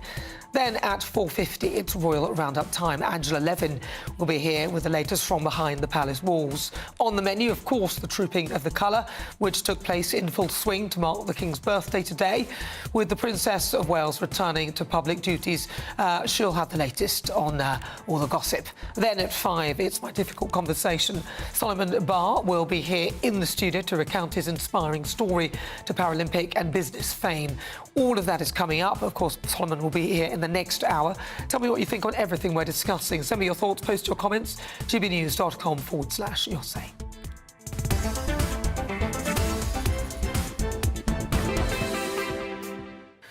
Right, let's welcome again my panel, broadcaster and columnist Lizzie Cundy, and also former Labour MP Bill Rammell. Right, Lizzie Cundy, Trooping of the Colour. It's lovely, isn't it? So British. Very British. I'm so proud to be British, and as Carly Simon says, nobody does it better. No one does it better, and like us, the pomp and the pageantry, the colour, every bit of detail, the timing to every second. It was incredible. 1,400 of our King's soldiers, 200 horses, not missing a beat. It was totally sensational. I am so proud to be British. In fact, I am wearing an outfit rather similar to Princess Kate today. Oh, you are? You are, actually. This was designed for me by the former Queen's aide, Angela Kelly, that used to dress the Queen. Oh, really? And was sent to me and matched dear Kate. And it was so... I know it was the King's Day, but it really was about Princess Kate, who looked so radiant and beautiful. We haven't seen her for 7 months since Christmas 2023. And I have to say, she looked stunning, she looked well, beautiful, you know, always perfect. But what an inspiration to other cancer sufferers, seeing her there today. And I thought there was a real poignant moment when King Charles was standing there in the pouring rain, you know, quintessentially British, the rain pouring down on him. And there's a man, you know, who is 75 years old, going through cancer, but fulfilling every duty he can do for his country. Brilliant. I am so very proud. Yeah, yeah. Bill Rammell. I'm not an all-singing and dancing monarchist. I'm a pragmatic monarchist. What does that mean? It means I support the monarchy and accept it. And I think it's important as part of our country and our constitution. And I think the trooping of the colour is actually quite a dignified occasion. If you compare it to some of the events similarly that take place overseas, it's understated, it's not over-the-top militaristic, and I think it comes across very well. I think it was fantastic to see both King Charles and Princess Kate there today. They've been through hell, and, you know, there's further work for both of them to do, but hopefully they're getting there. The other thing that struck me was watching them on the balcony, and particularly looking at William and Kate with their children. Do you know what really struck me? They came across as an ordinary family in their relationship with their children. Yeah, I'm not sure in previous generations that was the case with the monarchy. That's a and I good think point. that's a positive development. I mean, I agree with you. And seeing them on the balcony, it was wonderful. The sun just came out on time, like you said. Like it's like the Queen was there saying, "Let the light shine on the righteous," and it was so fantastic to see little Louis, who always seems to steal the thunder, doesn't he? We're like, there should be a show. What will Louis do next?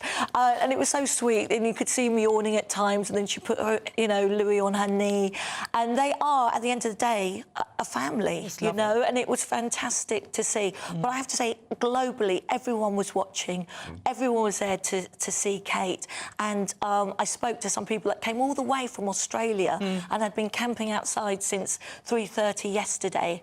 But, I mean, I think we all were jubilant to hear the news. I heard it on GB News, who were first to say that Kate's statement, she was going to be there.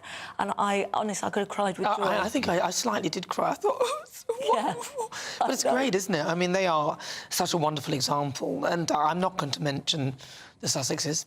I'm not going to. But they must be looking on. I will say this, though. See, to me, that's how you treat your family and you look after your family. And I would say that if Harry was looking at that, he's probably missing his family. And I'm sure he is, because don't forget it's Father's Day tomorrow. And he will be thinking, gosh, look what I've lost out on. And his father's there, you know, so proud, suffering with cancer, and he still was there in the pouring rain. Was unbelievable. But you know what? Dispassionately, I hope there comes a time when there can be a reconciliation. You know, given what the two boys went through when their mother died, they were supported by their father. To see Harry estranged from his father in this way doesn't fill your heart with gladness, and I hope bridges can be built. Well, you know what? It would be I would say, for Harry to come to the UK and apologise. It's not the other way around. I mean, he was demanding an apology before he's suing anything that he thinks he can get money out of. It just looks horrible. He should just move on and, you know, enjoy the fact that you've left this. I would not leave this. I would be more than happy to give it my duty and service. But I'm not as lucky as him in that respect. It's a wonderful thing to be given the opportunity. If he doesn't want it, he should go, but he should go quietly. Take his money, take the privilege, relax, enjoy your life with your children instead of whinging. I think he's been misguided in the way that, and particularly... Who do you think's misguided him? Prince Harry. Who do you think's misguided him? Hang on, we look at...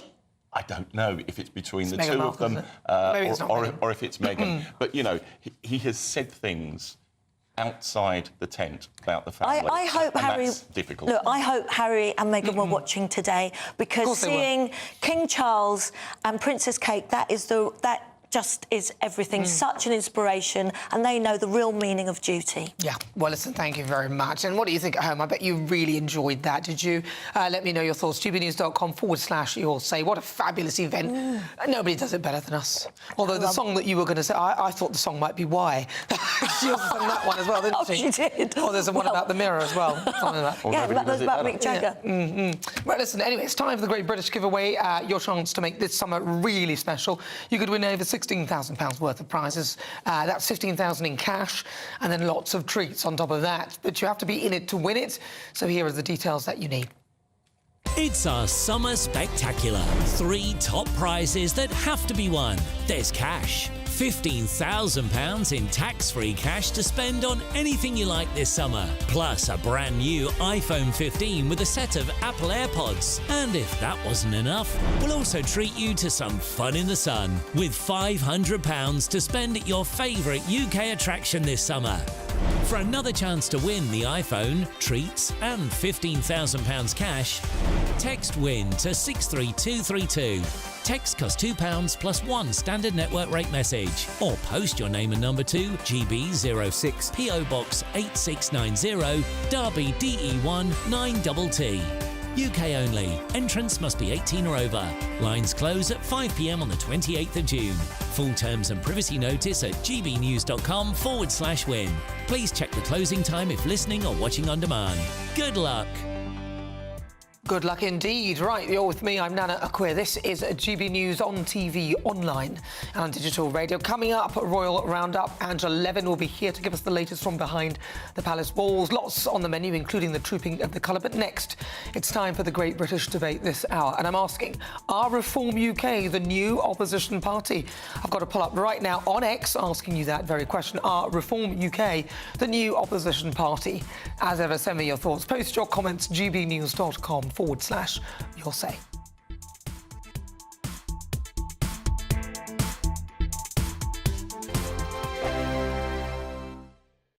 In the GB newsroom, we bring you the news as it happens. With our team of dedicated journalists across the UK, GB News brings you accurate reporting of the day's topical agenda. When the news breaks, wherever and whenever it's happening, we'll be there. This is GB News, the People's Channel, Britain's news channel. Britain's newsroom, weekday mornings from 9:30. How can we have Britain's Got Talent? A British girl did win. Yes. This weekend. Christmas, her name is. Yes, Sydney Christmas. Sydney Christmas. She's a singer. I'm guessing she's going to have a Christmas single out. She's a cruise ship singer and she works in a gym. First woman to win in 9 years. Yeah. I mean, I don't watch it anymore. But some people clearly do. But apparently 5 of the last in the final were not British born or even live here. Outrageous. I know. So why call it Britain's Got Talent? I know. It's bizarre, isn't it? It sums up as well this difference between the British public and most people on the telly. Yeah. Because the judges do not notice this lack of British involvement in, or at least if they do notice it, they're not saying anything about it. But the viewers notice the imbalance, and just 4 of the foreign acts made it through to the final in the end. There was a patriotic protest in London on Saturdays. It was described. There was hundreds of thousands of people there. There were students against tyranny were there. There was Tommy Robinson was there, much maligned, divisive figure.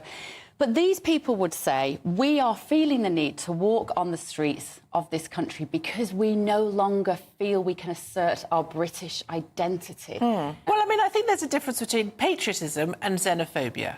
And I think patriotism is great, and people like to feel a sense of identity, they feel a sense of belonging, you know, they understand what their flag is for, and they kind of, British values, which we all adhere to. And then there's xenophobia, which is sort of, we hate anyone who's not British. So I think I think that march that we saw at the weekend was actually quite patriotic. I don't think it was xenophobic at all. I think it was a nice sort of... They all seemed very kind of peaceful. And there wasn't any horrible rhetoric or anything like that. Certainly much less horrible rhetoric than we're used to seeing from the pro-Palestinian marches. The People's Channel. I'm Christopher Hope. From pop stars to politicians, I'll interview anybody in a pub who's got a political opinion. Join me every Friday on Spotify, Apple Podcasts, YouTube or gbnews.com, or wherever you get your podcasts. GB News, Britain's election channel. If you want your news to be straight talking... This is a nightmare for the Conservatives again. Down to earth. It's not just Nottingham where this is happening, is it? And most importantly, honest. Hard-working, middle-class taxpayers, they'll get their book thrown at them. Then catch me, Martin Daubney, Monday to Friday, 3 till 6 p.m. on GB News, Britain's news channel.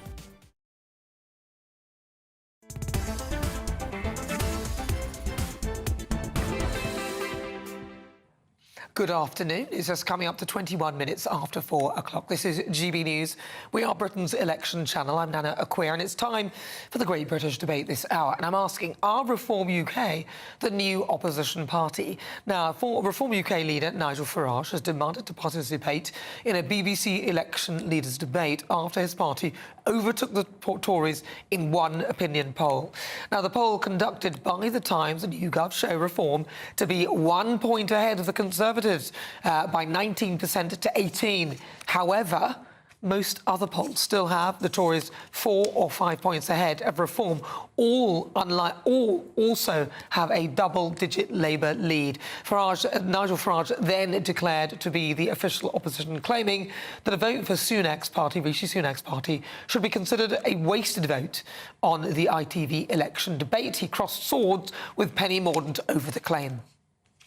Given that your 2010 manifesto, your 2015 manifesto, your 2017 manifesto said you'd reduce net migration to tens of thousands, your 2019 manifesto said immigration would massively reduce, and that net 4.3 million people have come into the country since that time, why on earth should anybody believe the fifth manifesto that promises cuts to net migration? Because of the record of this Prime Minister. So we've had... That's fine. I'm happy. Figures out today that show that visa applications have fallen by 30%, and the OBR's own forecasts say that we will halve immigration by next summer. That's the trajectory we are on, and we will give Parliament the chance to set an annual cap on family and work visas. That will be enshrined a legal cap, and that is what we are offering. That's why you can have confidence that those numbers have come down. They're projected to come down. And the only alternative you have in this election is that, or what the Labour Party have on offer. Nigel is a Labour enabler. Nigel, and he is enabling no cap, no target and no plan. Penny, let Nigel Farage come back. I don't believe a single word that you say. You've deceived us with the last 4 manifestos. I don't believe you in the fifth. And as for being a Labour enabler, we are now ahead of you in the national polls. OK, thank you. A vote for you is actually now a vote for Labour. So for the Great British Debate this hour, I'm asking, are Reform UK the new opposition party? Well, I'm joined now by Dennis McShane, he's a former Minister for Europe, and Jess Gill, a political commentator, and Jack Hadfield, journalist at Publica. Well, I'm going to start with you. Dennis McShane, yes, what do you think? What are your thoughts? It was one poll. It was YouGov, a great polling organisation, but in trade it's known as anything you want, Gov. Should we just wait and see now? They're quite seriously for a few more polls. I think the dynamism is with Nigel Farage. David Cameron has just been quoted, I saw just half an hour ago. Nigel Farage is out to destroy the Tory party. But dear David, who put him into mainstream politics? Who gave him his referendum on Brexit? Who walked out of all partnership with other conservative centre-right parties in Europe? It was you, David Cameron. We're blaming Nigel Farage for picking up the pieces and making him into a better shape. I just think it's a bit later than... Well, it's not really Nigel Farage's job to support the Conservative Party. Reform UK are a party in their own right, so why should they? I don't see why they should do that. Jess Gill. I think Reform do have an opportunity to be a new opposition party, and even if it's not Reform, I think they're paving the way for a real opposition party, because quite frankly there's not that much difference between Labour and Conservative at the moment. As Farage said, we don't believe that the Conservative Party are going to control immigration. And immigration, I'm currently in Claxton right now actually campaigning on behalf of Reform, and honestly, they don't believe that the Conservative Party is a real opposition, and they see the dynamism, they see the passion that Nigel Farage has, and I think that's promising, and I think that's a lot better than the alternatives. Dennis, you know we can see you moving in that very strange manner. I don't know what you're doing. I'm sorry, I was just trying to censor myself. We can see you. I mean, those who are watching on TV can see, those listening on radio can't, but he's moving around in front of his camera and it looks odd. Jack Hadfield. Yeah, well, I think I 100% have to agree with Jess here. Reform really is the dynamic party. It is going to be the new opposition. We saw the line that Penny put out in the TV debates, which is a vote for reform is a vote for Labour. Well, we heard this back in 2010, 2015. It was first, a vote for UKIP is a vote for Labour. Then a vote for the Brexit Party is a vote for Labour. Now a vote for reform is a vote for Labour. But Nigel's right, a vote for Tory is a vote for Labour. Almost in the same way that, well, what are the Conservatives doing? Are they doing anything conservative? Are they doing anything better than what a Labour government would do, especially on migration? In fact, it's pretty obvious to me that compared to the Blair and Brown governments, the Conservatives have been 10 times worse on immigration. So it's almost, why would you be scared of a Labour government in that way if they're actually supposedly going to be better for you than the supposed right-wing alternative? It doesn't make any sense. Well, to be fair, though, if you look at the voting structure, though, it's the first-past-the-post system that we have.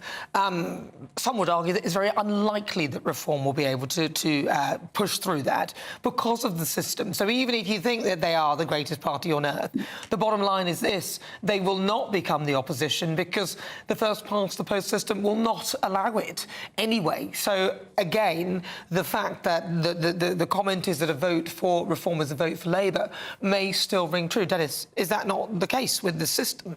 What needs to happen? It is. Nana, thank you for a dose of realism and reality. Actually, if you look at a number of polls about the general election, it is the Lib Dems who are going to come second to Labour, so we may face up with the idea of Ed Davey giving up splashing through every water puddle in the country and becoming leader of Her Majesty's official opposition. We don't know, but you're quite right. Reform can get 90% in every constituency in the land. It doesn't give them a single MP.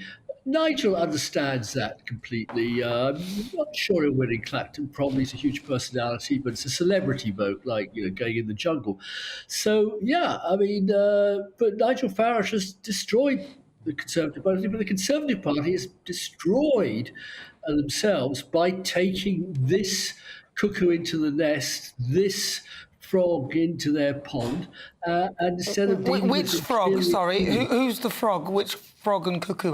You lost me at those. Oh, I'm talking about Nigel, of course. Perhaps I shouldn't call him a frog. That means French. So you'd be upset by that. It's not very nice, as it is. No, I'm very fond of Nigel. You know that, Nana. Basically, David Cameron opened the door after 2010 to all of these ideas. I'm not getting into a Brexit debate. I'm not getting into I don't like Nigel debate because I actually like him. But it is David Cameron and the Tories who are 100% responsible for their own downfall. And so now you're blaming Brexit and the Tories. Listen, David Cameron offered a referendum which the people voted for in a democratic manner and then determined the fate. So he only opened the door, but be fair, the British public, in a democratic way, voted for Brexit. I wish some people who voted Remain, clearly you did, can get to grips with that. Jess Gill. No. Jess Gill. Jack, yes. Jess, yes, there's somebody else there. I don't think a vote for reform is a vote for Labour, quite frankly, because we've had pretty much Labour in the past 12 years anyway, sharing Jack's sentiments. And honestly, if reform can come second, at least, even in areas where Labour are going to win, I think that's still a success. I think that means they're posing a real threat to the Conservative parties. It's not about the number of MPs this election. At least if we can gain ground this election, Farage, I guarantee, is going to win. I'd be very surprised if he doesn't.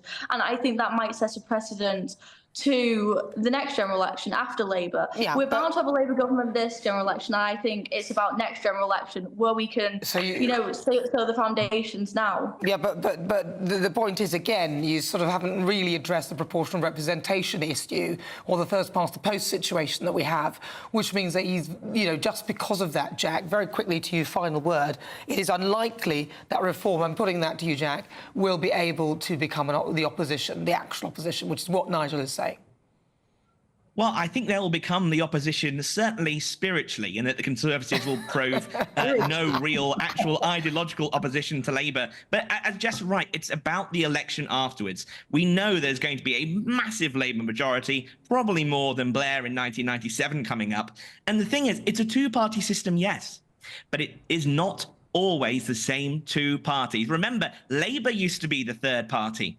It was the Conservatives and the Liberals back in the 1920s. It took one election, a couple election cycles, then suddenly Labour were the second party. That's all you need. This is the first time, because we know the Conservatives have no chance of getting in. You have to think, what do I want in the future, come 2029, come the elections after that? Do I want the same tired old Conservatives? Or is now the first chance to break the Conservatives and put an actual real right-wing party in opposition right now, building up to the potentially, hopefully, in the next election or the election after that, to actually form a new government that gives people what they actually want? Well, OK, well, we shall see whether whether they do want that or not, because it seems that most people are...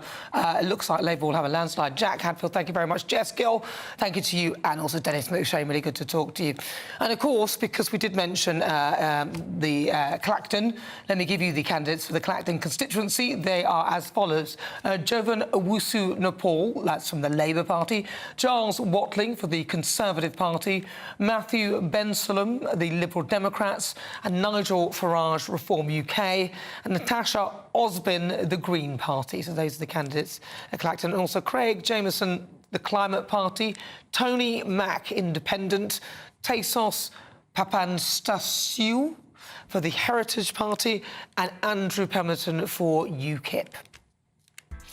Right, 31 minutes after 4 o'clock. This is GB News. We are live on TV, online and on digital radio. I'm Nana Akua. Coming up, we will continue with the Great British Debate. I'm asking, are Reform UK the new opposition party? You will hear the thoughts of my panel, Lizzie Cundy and Bill Rammell. Still to come, my difficult conversation. Solomon Barr, a Paralympian and an apprentice candidate, will be here live to tell us about his amazing journey. But first, let's get your latest news headlines.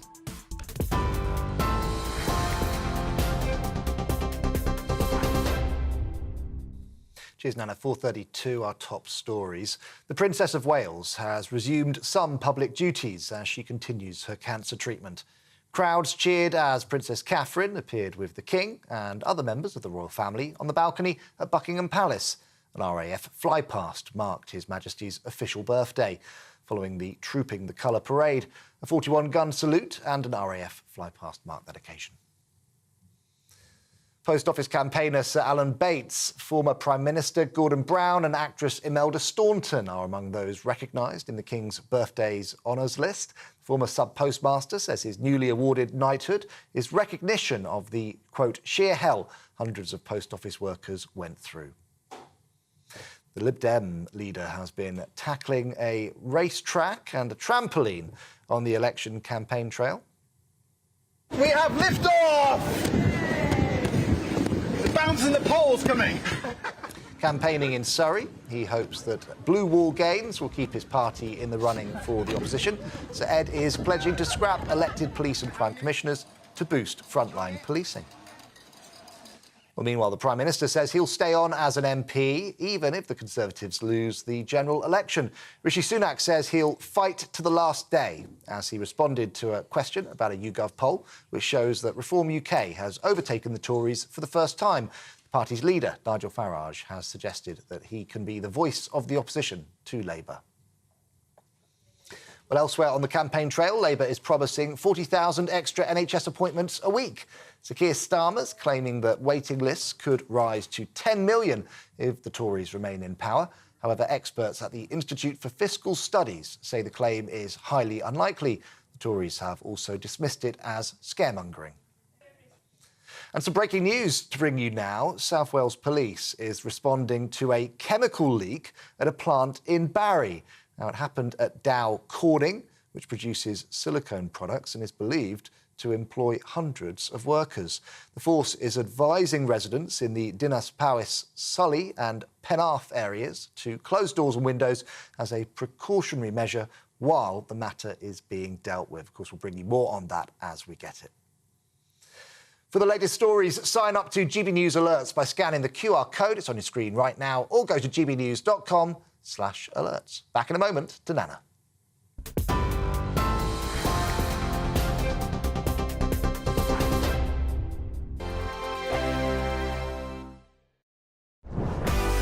This This is GB News, and we are Britain's election channel. This vote may seem to be about the politicians and the media, but it's actually about you. We won't forget that. Join us up and down the country as we follow every moment together. More than ever, it's important to hear all sides as you make your decision in the run-up to polling day. This is GB News, the People's Channel. Britain's election channel.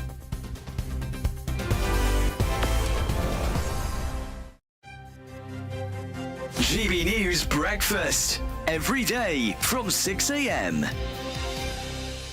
Taylor Swift is in town. Her billion-dollar blockbuster Eras tour will arrive in this country today. What can we expect? Yes, that's right. This tour has been a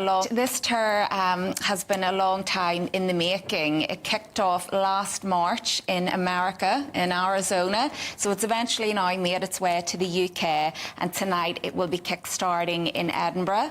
It will also have dates in Liverpool, Cardiff, Dublin and London. So needless to say, there is a lot of Swiftie fans on the loose right now. It's like Beatlemania all over again. But what I love about Taylor, though, is the fact that she exudes empowerment, confidence, and she also is such a good role model as well. I think for the younger generation, she's always had this wholesome image as well. She writes all her own music. She plays lots of different instruments, and she's just an all-round great performer, isn't she? But she's actually done a whole load of different types of music, hasn't she? She has, that's right. She started off as a country pop singer, and she's now transcended into this mainstream music artist, and she's such a massive reach. Like I say, she's toured around America, South America, Europe and now the UK. She's very much a household name, and I mean, I don't think there's anyone out there who doesn't know who Taylor Swift is right now, like her or not. She brings in the money. I mean, think about it, not just the ticket sales, but also all of the hotel accommodation people are booking, or the transport, or the extras, the food, the drink, the what do you call it? All the stuff that you buy that goes merch, the merch, all of that, the Swiftie merch. Yeah. She's a boom to the economy. The People's Channel. GB News is Britain's election channel. And when the big stories break, we're tackling them on Britain's newsroom. When we disagree, and we disagree a lot, it's even livelier than normal. We don't disagree that much. We do. His comedy, though, is revolting. I knew her, and unlike you. That explains Beverly Turner's temperament. It's a bit frosty in here, isn't it? He'll have one of me one day. For dartball practice. Britain's newsroom on GB News. Weekdays, 9:30 a.m. GB News, the People's Channel, Britain's news channel.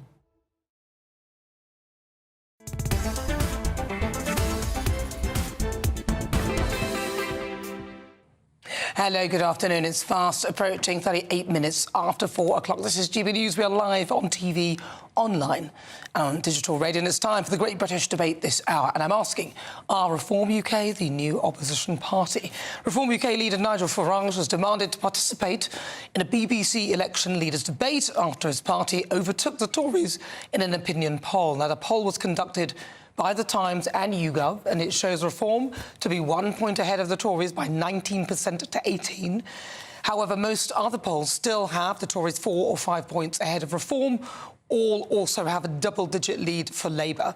Nigel Farage then declared to be the official opposition, claiming a vote for Sunak's party should be considered a wasted vote. So, for the Great British Debate this hour, I'm asking, are Reform UK the new opposition party? Well, let's see what my panel make of that. I'm joined by broadcaster and columnist Lizzie Cundy, also former Labour MP Bill Rammell.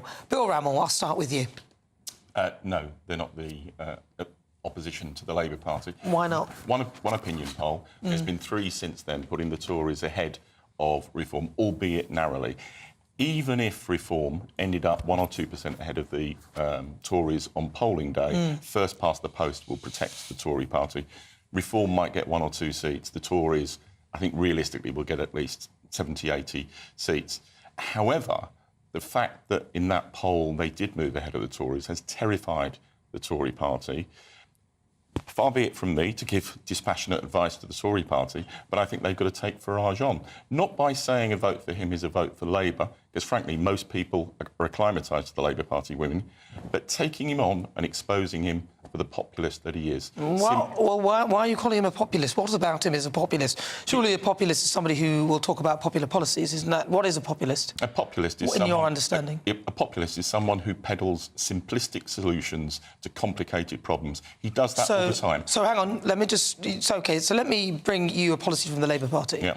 20% VAT on private schools will bring them 1.6 billion, which is a very small portion of a budget, but it doesn't really account for the other factors around it, like the children's education, where are the space in the schools, and so on and so forth, where these kids are going to go. To me, that's a pretty simplistic answer to a very complex problem. So aren't the Labour Party also populists? It's a fair policy. It is about fairness and equity in support of the 93% of children who go to state schools. But you can call it fair, but from your definition of populism, it's a populist policy as well, because it doesn't take into account... Even the unions are turning away from that one.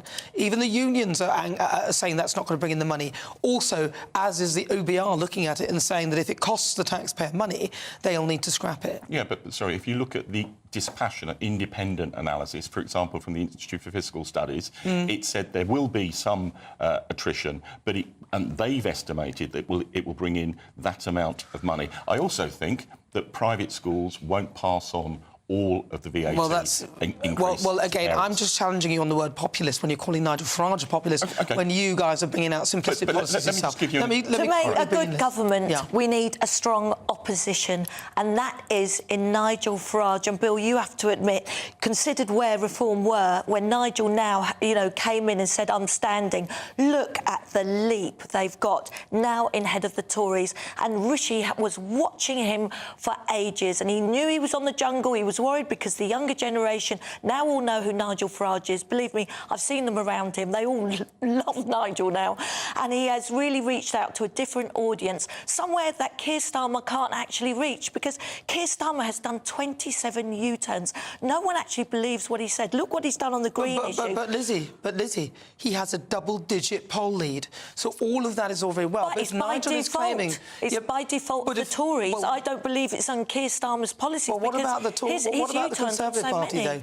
Where are they then? Because, as Bill's pointed out, this electoral system is unlikely to allow Nigel's party to lead, but unless there's some serious shift. Well, I think there can be a serious shift, and the fact is, Keir Starmer won't go against Nigel Farage. He's asked it on the immigration issue to have a one-to-one. Why doesn't he do that? Keir Starmer can't do it because all he can say is, my dad's a toolmaker. Do you know, Lizzie... And he made him. Yeah, but he made him. And also, he went to a private school, Bill. Let's be honest about this. Well, there was a grammar school. There was a grammar that went into... became fee-paying, so to be fair to him. Hold on, Lizzie. And I need to get this, but I want to come back to this. But this show's nothing without you and your views. That's welcome, my great British voices. Their opportunity to be on the show and tell us what they think about the topics we're discussing. Let's have a chat with Lee Harris. Lee Harris, what are your thoughts? Come on. Nigel Farage, is it a possibility for Reform UK to become the opposition? Nigel is saying that. Nigel Farage is saying that. I can understand why he's saying it, but, I personally couldn't believe that the crossover... He's frozen. would happen in this bombshell YouGov poll, putting Reform one point ahead of the Conservative Party, the oldest and most successful political party in the world. It is only one poll, and it is within the margin of error. But it's fair to say that, considering Nigel Farage only announced his return to politics, just over a week ago, that is quite an incredible achievement. And it's also fair to say that this is unlikely to translate into enough seats for Reform to actually become the official opposition, but it is still technically possible. But Nigel Farage is making quite a salient argument. He's saying the election is over, Labour have won, which is, to be fair, the general consensus in the polls and with political commentators, and he's fighting to be the voice of opposition in Parliament. And one of the biggest complaints about the Conservatives is there's not much difference between them and the Labour Party. The Conservatives are not that conservative. And he feels he'll be the real voice of opposition. Now, in my view, the other main reason Nigel Farage is making this point is he wants to be included in the four-way leaders debate coming up, which currently includes the leader of the Lib Dems, Conservatives, Labour and the SNP. And I personally think this is a completely valid request and he should be included. Reform have been consistently polling ahead of the Lib Dems, way ahead of the SNP. since January this year. I mean, I think it's actually permanently ahead of the S&P, and I think he has a right to be there. Now, I don't know exactly what the rules are with the BBC, but my gut tells me they're not going to let him. Well, Lee, you never know. It would be really interesting. All the money interesting. in the world, Starmer and Sunak don't want him there because he's a better debater than both of them put together. Well, I don't think that's difficult. I think we could both do probably a better debate than those two. Lee Harris, thank you very much. Really good to talk to you. That is Lee Harris. He's our great British voice. Still to come, my difficult conversation. Solomon Barr will be here live to tell us about his amazing Paralympic struggle. But next, Angela Levin will be here to give us the latest from behind the palace walls in Royal Roundup. Hello and welcome to your GB News weather update brought to you by the Met Office. Well, it's been an unsettled weekend, plenty of rain and showers, even some thunder at times in the north. And it's all because of this area of low pressure, which we currently have swirling across the UK, which is sticking with us through Sunday and also Saturday. Now, through into the evening, we'll continue to see plenty of scattered showers. These heavy and thundery at times across the north and southern parts of Scotland, but moving through fairly quickly across the south, where we have some fairly brisk winds, and some longer outbreaks of rain will start to move their way into northern parts of Scotland too. And plenty of cloud overnight, which means it's going to be a fairly mild night on offer. Now, through into the second part of the weekend, we will continue to see those unsettled conditions. Those outbreaks of rain will slowly sweep their way southwards across parts of Scotland, and these could be a little bit heavy at times, particularly as it pushes up over hills. And there is still a chance we could see some heavy showers move their way into Northern Ireland and northwestern parts of England too. Those brisk winds will generally ease away across southern parts of the UK, which means those showers are going to be fairly slow moving. But generally through the course of Sunday, we should see a few more of those sunnier spells in between those showers in the south, and it'll feel a little bit warmer here too. But across the northwest, those blustery winds will continue as that rain sweeps its way southwards, but it should generally break up into the afternoon, and we should see a few more of those sunnier spells, which means it's going to be a little bit warmer here on Sunday. Highs of 21, perhaps even 22 in those prolonged periods across the southeast. Now, through into the afternoon, then still plenty of showers across the north as well. These merging at times to bring those longer spells of rain. Still a little bit heavy too, but it is generally going to be turning drier across the south. Now, for the outlook, it is still a little bit unsettled. Some rain and showers at times, but from Wednesday onwards, things generally a little bit drier, but temperatures remaining around average. Hi there, I'm Michelle Dewberry, and I'm going to take a second to tell you all about my show, Dubes & Co. We start off with the issues of the day. We then bring in both sides of the arguments. We get rid of the disrespect, and then you throw me into the mix. And trust me, I'll tell it exactly how it is. And then, of course, the magic ingredient, you at home. We mix it all together, and what have we got? In my opinion, the best debate show in town. Monday to Friday, 6 till 7 on GB News, Britain's news channel. Are the newspapers getting you down? My wife didn't divorce me that month. Struggling to separate the wheat from the chaff? I know that it's a bit of a circus at the best of times. Well, don't worry. Headliners has got you covered. We'll take the burden of reading the day's news, and if we get depressed, who cares? It's an occupational hazard, frankly. That's Headliners on GB News from 11 p.m. till midnight, and the following morning, 5 till 6 a.m. on GB News, the comedy channel. Nah, just kidding. Britain's news channel.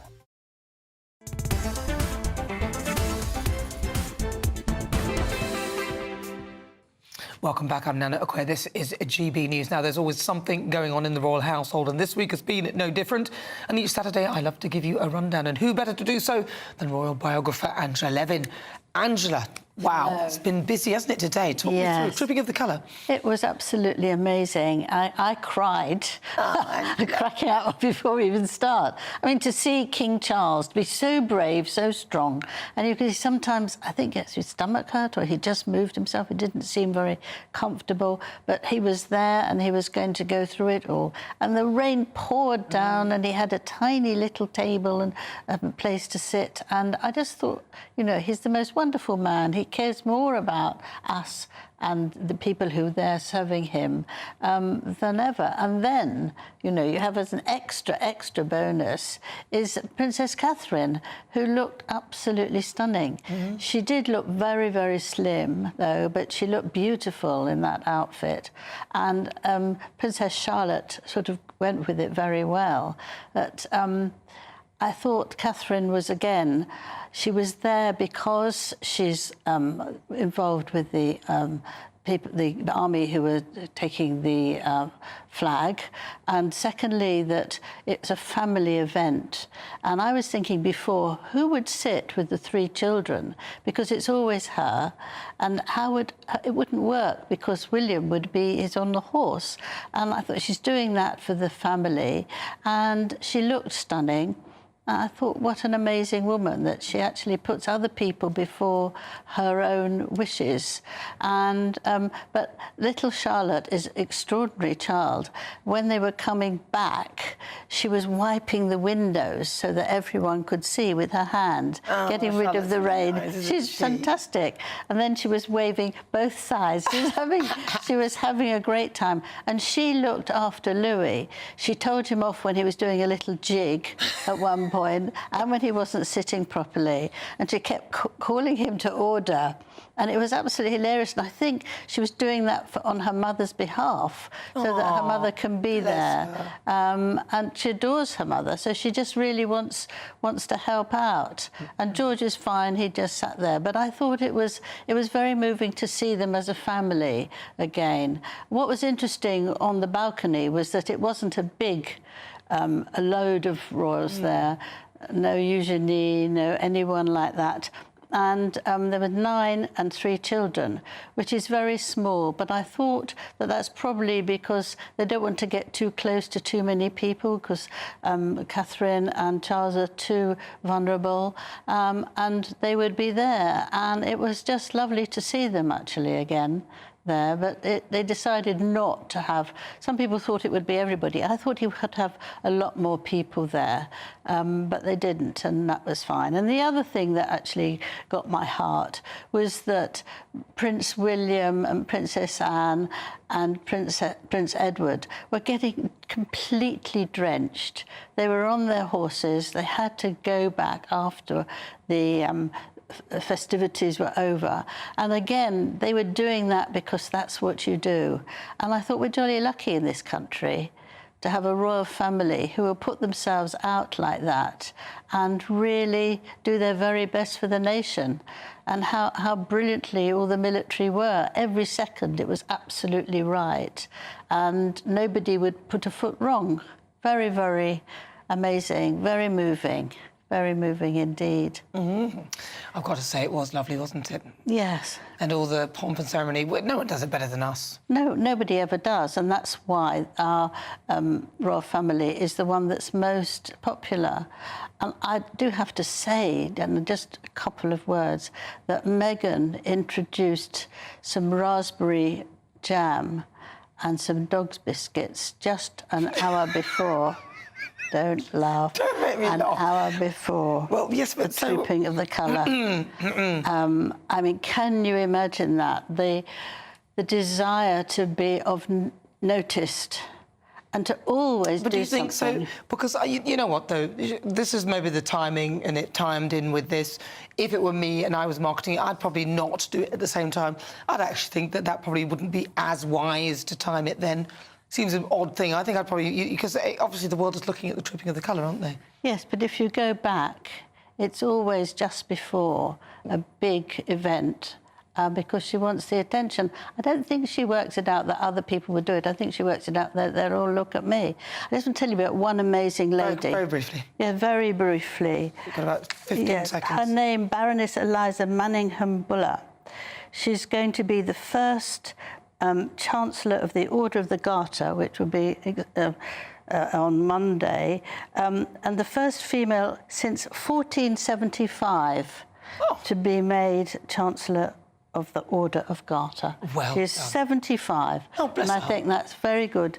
She ran the MI5, and she's now doing that. Angela so Levin. Congratulations. Well done to her. Angela Levin, thank you so much. That's a fabulous Angela Levin, royal biographer. This was the Royal Roundup. Still to come, Solomon Barr will be here live to tell us about his incredible journey.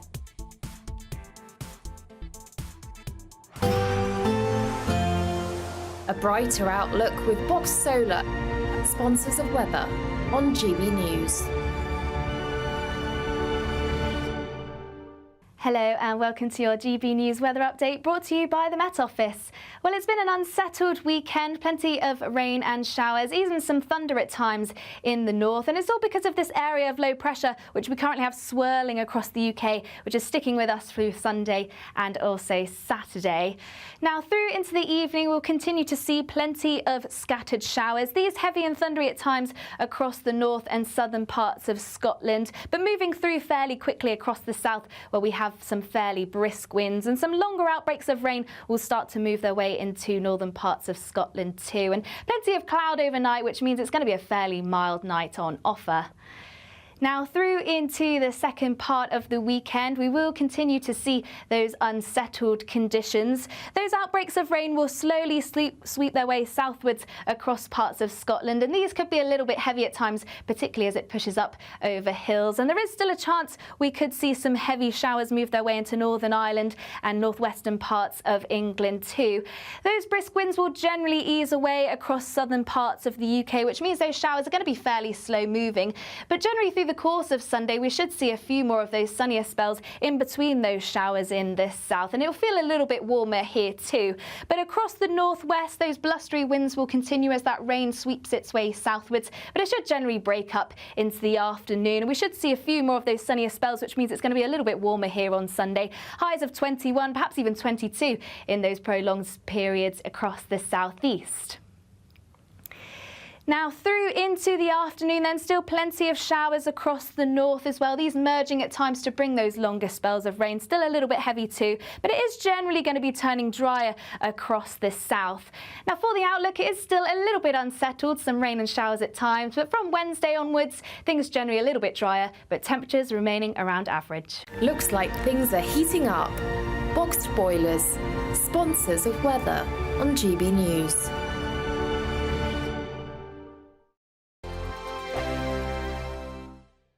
There's still time to win our Summer Spectacular with an incredible trio of treats, and you could win them.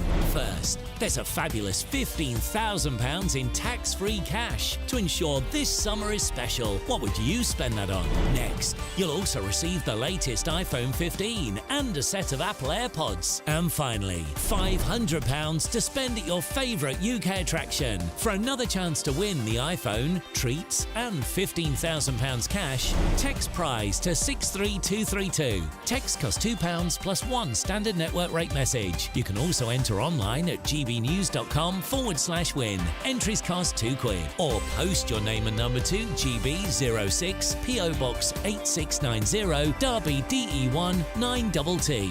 UK only. Entrance must be 18 or over. Lines close at 5 p.m. on the 28th of June. Please check the closing time if listening or watching on demand. Good luck. In the GB newsroom, we bring you the news as it happens. With our team of dedicated journalists across the UK, GB News brings you accurate reporting of the day's topical agenda. When the news breaks, wherever and whenever it's happening, we'll be there. This is GB News, the People's Channel, Britain's news channel. I'm Christopher Hope. From pop stars to politicians, I'll interview anybody in a pub who's got a political opinion. Join me every Friday on Spotify, Apple Podcasts, YouTube or gbnews.com, or wherever you get your podcasts. GB News, Britain's election channel. If you want your news to be straight talking, this is a nightmare for the Conservatives again. Down to earth. It's not just Nottingham where this is happening, is it? And most importantly, honest. Hard-working, middle-class taxpayers, they'll get their book thrown at them. They catch me, Martin Daubney, Monday to Friday, 3 till 6 p.m. on GB News, Britain's news channel. I'm Patrick Christie's. Every weeknight from 9, I bring you 2 hours of unmissable, explosive debate and headline-grabbing interviews. What impact has that had? We got death threats and the bomb threat and so on. As time passes, she could have said stump. You made my argument for me. My guest and I tackle the issues that really matter with a sharp take on every story. It went everywhere. Something practical could be done. I can become something different. Patrick Christie's tonight from 9 p.m. only on GB News, Britain's news channel. Are the newspapers getting you down? My wife didn't divorce me that month. Struggling to separate the wheat from the chaff? I know that it's a bit of a circus at the best of times. Well, don't worry, Headliners has got you covered. We'll take the burden of reading the day's news, and if we get depressed, who cares? It's an occupational hazard, frankly. That's Headliners on GB News from 11 p.m. till midnight, and the following morning, 5 till 6 a.m. on GB News, the comedy channel. Nah, just kidding. Britain's news channel.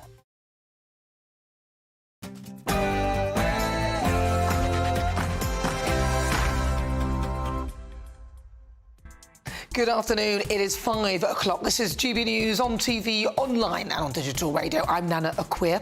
Over the next hour, me and my panel will be taking on some of the big topics hitting the headlines right now. Coming up, my difficult conversation. Now, this week, I'll be joined by 100-metre Paralympic sprinter and former apprentice candidate Solomon Barr, who has shown exceptional talent and determination in his athletic and entrepreneurial pursuits whilst being visually impaired. Stay tuned, you won't want to miss that. He's live in the studio. Then, for the Great British Debate this hour, I'm asking, should people who can afford private healthcare stop using the NHS? As Labour warn that the Tories have created a two-tier health system, as waiting lists soar to 7.6 million. And for my clipbait this week, we'll be finding out why Harvey Price doesn't like economy class flights. When we go on holiday, Harv, we're only going to go on an EasyJet flight. Oh, Mum. What's wrong with that? No! We'll bring you the full video a little bit later on, but first, let's get your latest news with Ray Addison.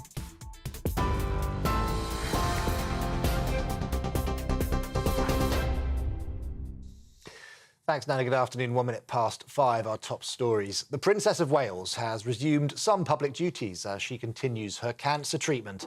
Crowds cheered as Princess Catherine appeared with the King and other members of the royal family on the balcony at Buckingham Palace. A 41-gun salute and an RAF fly-past marked His Majesty's official birthday following the Trooping the Colour parade. Post Office campaigner Sir Alan Bates, former Prime Minister Gordon Brown and actress Imelda Staunton are among those recognised in the King's birthday honours list. The former sub-postmaster says his newly awarded knighthood is, quote, recognition of the sheer hell that hundreds of post office workers went through. Leader of the Liberal Democrats, Sir Ed Davey, has praised his efforts to expose the Horizon IT scandal. I want to congratulate Alan Bates. This is thoroughly deserved, and he said it's not just for him but on behalf of all sub-postmasters, and that's really good news. He fought the system, sometimes single-handedly, but he fought it bravely and he won, and that's all to his credit. And I think we need now to get the compensation he's talked about. Well, meanwhile, the Lib Dem leader has been tackling a racetrack and a trampoline on the election campaign trail. We have liftoff! The bounce in the pole's coming. Campaigning in Surrey, he said he hopes blue wall gains will keep his party in the running for the opposition. Sir Ed is pledging to scrap elected police and crime commissioners to boost frontline policing. The Prime Minister says he'll stay on as an MP even if the Conservatives lose the general election. Rishi Sunak said he'll fight to the last day as he responded to a question about a YouGov poll which shows that Reform UK has overtaken the Tories for the first time. The party's leader, Nigel Farage, has suggested he can be the voice of opposition to Labour. However, Veterans Minister Johnny Mercer told us a vote for reform is a vote for a Labour government. Do you want to pay more in tax, or do you want to vote for a party that has tax reduction in its DNA to try and improve public services and you know, fight these challenges around migration and the economy that we know are ongoing? Or are you going to write a blank cheque to a massive majority for Keir Starmer to have unchecked power, dealing with yet again a guy who believes in absolutely nothing at all and will say anything to gain power? Elsewhere on that campaign trail, Labour is promising 40,000 extra NHS appointments a week, but experts are questioning the funding details. Sir Keir Starmer was asked if the plans would leave staff unable to cope. If the list was to increase at the same rate as it's increased since Rishi Sunak has been Prime Minister, we would get, if we had 5 more years of the Tory, to 10 million on that waiting list. That's why it's so important that this election is seen as a change election, the opportunity to turn the page on that, usher in a Labour government that is absolutely committed to rebuilding our country. Specialist teams are beginning a fresh search for the body of a man whose torso was discovered in Salford in April.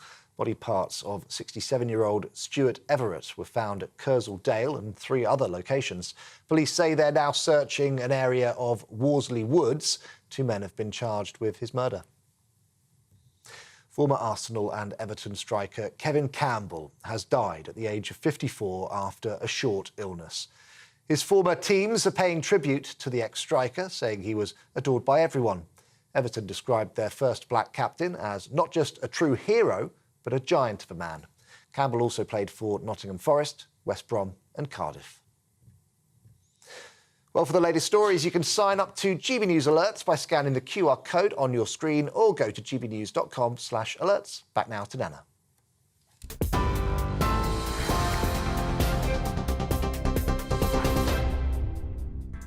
Thank you. Right, this is GB News on TV, online and on digital radio. I'm Nana Akua. For the next hour, me and my panel will be taking on some of the big topics hitting the headlines right now. This show is all about opinion. It's mine, it's theirs, and of course it's yours. We'll be debating, discussing, and at times we will disagree, but no one will be cancelled. So joining me today, it's Bill Rammell and Lizzie Cundy. Still to come, my difficult conversations today is with 100-metre Paralympic sprinter and former apprentice candidate Solomon Barr, who has shown exceptional talent and determination in his athletic and entrepreneurial pursuits whilst being visually impaired. He'll be joining me live in the studio in a moment.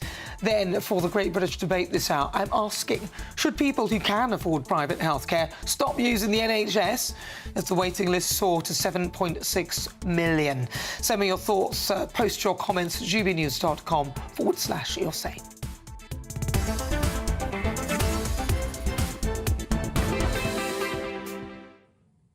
Right now, though, it's time for this week's difficult conversations. It's just coming up to 7 minutes after 5 o'clock, and I'm joined by Solomon Barr. Now, he's a Paralympic athlete who competes in the category for athletes with visual impairments after suffering a rare eye condition called RP. Now, he's shown exceptional talent and determination in his athletic and entrepreneurial pursuits, and he uses his experience to advocate for inclusivity and support for disabled athletes. He also was a candidate on the 2019 series of the BBC show The Apprentice.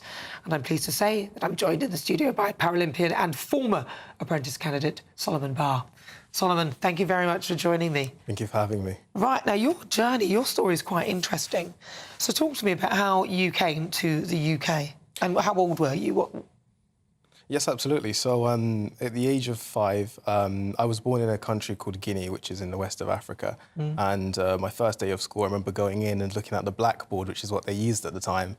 And after my teacher wrote some words on the board, I realised I couldn't see the board. And after straining and squinting my eyes, I put my hand up and I said, "Sir, I can't see the board." And my teacher said to leave the classroom, that I was making a nuisance. And my parents thought, well, we want you to have an education and it's not going to be possible here. And that's the reason why we emigrated to the UK, where my visual impairment was recognised. It was diagnosed as RP, which is a degenerative eye condition. So it gets worse over time, leading to complete blindness. So is there any medication to slow it down or treat it in some way? There isn't any medication as such, but there are some gene therapy advancements currently. I trialled one at the Moorfield Eye Hospital, which is looking to reduce the speed at which it gets worse. At the minute, I'd say I probably have about 10% of eyesight, and it is incrementally getting worse. Is it? So how much can you see? So if you're looking at me now, what do I look like? Do I look like a little red dot with this weird shape, the weird colour hair on? Not exactly. So when I look at your face, I can only see a tiny... So it's called tunnel vision. So I can only see a tiny little hole in the middle of my eyesight, almost like looking for a sniper. OK. So I can see your nose, and then if I looked a little bit to the left, I can see your eye. And I build a picture of your face inside of my head. Do you like my new hair, then? Yeah, I like it. It looks really good. I see. That's an interesting... It's interesting how you've described that, because I can totally understand how you see things and how you kind of have to move your head around now to sort of get the full picture of things.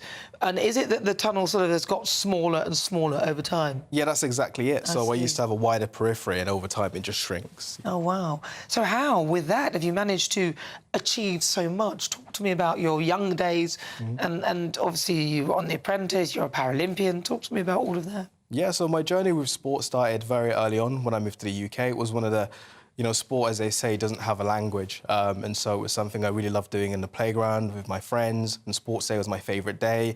And, you know, I quickly advanced. I realised I was fast, and I joined a local club and, again, just carried on training, being disciplined and committed with it. What's your main sport? My main sport is the 100-metre sprint. And, again, it's kind of like a paradox because tunnel vision is perfect for all the 100 metres because it's obviously just straight down the middle, exactly. Yeah. So that became quickly my favourite sport, and I excelled and, you know, subsequently getting selected to represent Great Britain in the Junior Paralympics, which is where my career started, and, you know, it's taken me all around the world, and that then obviously took me into entrepreneurialism as well.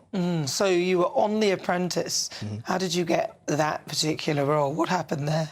Yeah, so I've always advocated for disabilities, whether it's obviously through sport or, you know, for accessibility in the education system. And one of the things I realised was lacking was in the world of business. I realised that there was a lot of stigma and negative perceptions towards disabled people in business. You know, can he do it? He's blind. You know, can he fill in paperwork? Can he do his taxes? Can he handle money? And all these kind of, you know, questions that I wanted to kind of, you know, bust a myth and say, well, you know, with the Olympics, we've now got the Paralympics, and, you know, in other sectors of society, we've got adjustments in place for disabled people. There doesn't seem to be that much in the way of business, and especially with role models as well. I didn't really see any significant disabled role models in business. So that was kind of like my motivating factor to open that up. And what better way to do that than to go on the, you know, the biggest business show in the country to hold my, you know, white cane and to show that a visually impaired person can be in the boardroom. And how was it for you? It was absolutely intense. It was more grueling than I expected. You know, just the selection process alone was, you know, intense. I say it's harder than my training in sport. You know, dealing with different egos and trying to prove yourself and, you know, push yourself forward. It was very, very hard. And the process, you know, I really loved it. I went in there, you know, with one goal, and it was to represent disabilities. You know, and I think in my own way, I kind of won by doing that. You did really well. Where did you come in The Apprentice? I was fired, was it third or fourth? I can't remember now. It's been a few years. Yeah. Yeah. But did you get good things from it, though? Because a lot of people don't necessarily win it, but then from it, a lot of things evolve. Absolutely, yeah. So, as I say, raising awareness for visually impaired and, you know, disabilities as a whole in the business world, but also having that exposure to push my own business forward as well. You know, going into schools and doing public speaking and, you know, raising the positive effects of sport to young people to tackle things like obesity and mental health. So, you know, it's really, really helped me with that aspect of things. And what about, are you married? Have you got children? No, I'm so nosy. You know. No, it's a great question. No, I am. I do have a partner. We are engaged, and I had my first child, Tallulah, who's 1 now. And that's been a really incredible journey currently, because that's another aspect I never thought about that my disability would play a part in, you know, being a visually impaired parent. You know, like, how do you feed the baby? How do you change the baby? How do you, you know, do baby things when you can't see? So that was a really interesting challenge. So that's another part of my story where I document that on social media. What does it look like to be a visually impaired parent? And is your condition, is it something that's hereditary? So can you pass it on, or is it just something that randomly you ended up having? Yeah, so what the doctor told me was it's inherited, it's from your parents, but what has to happen is both parents has to carry the gene or an aspect of the gene for it to be a match. So I was unlucky in that sense, but my partner doesn't carry the gene, therefore, yeah, our children won't carry it. And your parents, have they ever had experience of this condition within their own family? They haven't personally, no, but as it turns out, they both carry it, but yeah, neither of them. Yeah, that's. Oh, but so how long do you think? I mean, I've got to ask the question. A lot of people will be looking and saying, you know, your sight's getting. Can they tell you how long they think you will have in terms of vision, or have they got anything that they? You said you just did some gene therapy. Are there any other treatments that may well be able to help you? Yeah, absolutely. I think they usually say, you know, between the age of 30 to 45, so middle ages kind of thing. But there are things you can do to mitigate it, so lifestyle, reducing inflammation. Acupuncture was one I tried, and that really, really helped stimulate the nerve system and, you know, get some fresh blood to the eyes to help it, to help it sort of stay fresh. But yeah, definitely some lifestyle changes for me, dietary especially. Yeah. Do you know what? I sincerely hope they come up with something. But you never know. They're doing amazing things. People who couldn't hear can hear. People who can't see are being able to see now. So I don't think it's long. And I really do hope they find a solution for you. But I must say, you've done some incredible things. Well done, you. What's your next challenge? My next challenge is to get back into sport. I'd like to kind of finish what I started. So I'm looking to hopefully, fingers crossed, represent Great Britain in the LA Paralympic Games, to become a better, obviously, father and, you know, do the best I can there, and to carry on raising awareness for not just, you know, my vision impairment, but disabilities as a whole, as I say, in business, in society as a whole, and to raise the awareness for sport as well with young people. I think that's one of the things we're going to need, you know, in schools, to teach them what their bodies are capable of and what the positive outcomes will be in their body, their mind and their spirit if they integrate sport into their life. If people want to follow your journey, you said you're posting things on social media, where do they need to go? Where can they find you? So on TikTok, I'm Blind Dad UK, and on Twitter, I'm @KingSoulGB. Well, listen, Solomon, thank you so much for joining me. Really good to talk to you. Congratulations on all your achievements so far. I'm sure we'll be hearing a lot more from you. Thank you for having me. That's Solomon Barr. He's a Paralympian and the former apprentice candidate. Right now, it's just coming up to 16 minutes after 5 o'clock, so that means it's time for the Great British Giveaway. This is your chance to make the summer really special with over £16,000 worth of prizes to be won, and that is £15,000 in cash and loads of little treats. So you have to be in it to win it, so here's all the details that you need. It's our Summer Spectacular. 3 top prizes that have to be won. There's cash. £15,000 in tax-free cash to spend on anything you like this summer. Plus a brand new iPhone 15 with a set of Apple AirPods. And if that wasn't enough, we'll also treat you to some fun in the sun with £500 to spend at your favourite UK attraction this summer. For another chance to win the iPhone, treats and £15,000 cash, text WIN to 63232. Text costs £2 plus 1 standard network rate message. Or post your name and number to GB06 PO Box 8690 Derby DE1 9TT. UK only. Entrance must be 18 or over. Lines close at 5 p.m. on the 28th of June. Full terms and privacy notice at gbnews.com/win. Please check the closing time if listening or watching on demand. Good luck. Good luck indeed. Right, still to come, clickbait. We'll be finding out why Harvey Price doesn't like economy class flights. When we go on holiday, Harv, we're only going to go on an EasyJet flight. Oh, Mum. What's wrong with that? No! I love that. Next, it's time, though, for the Great British Debate this hour. I'm asking, should people who can afford private healthcare stop using the NHS?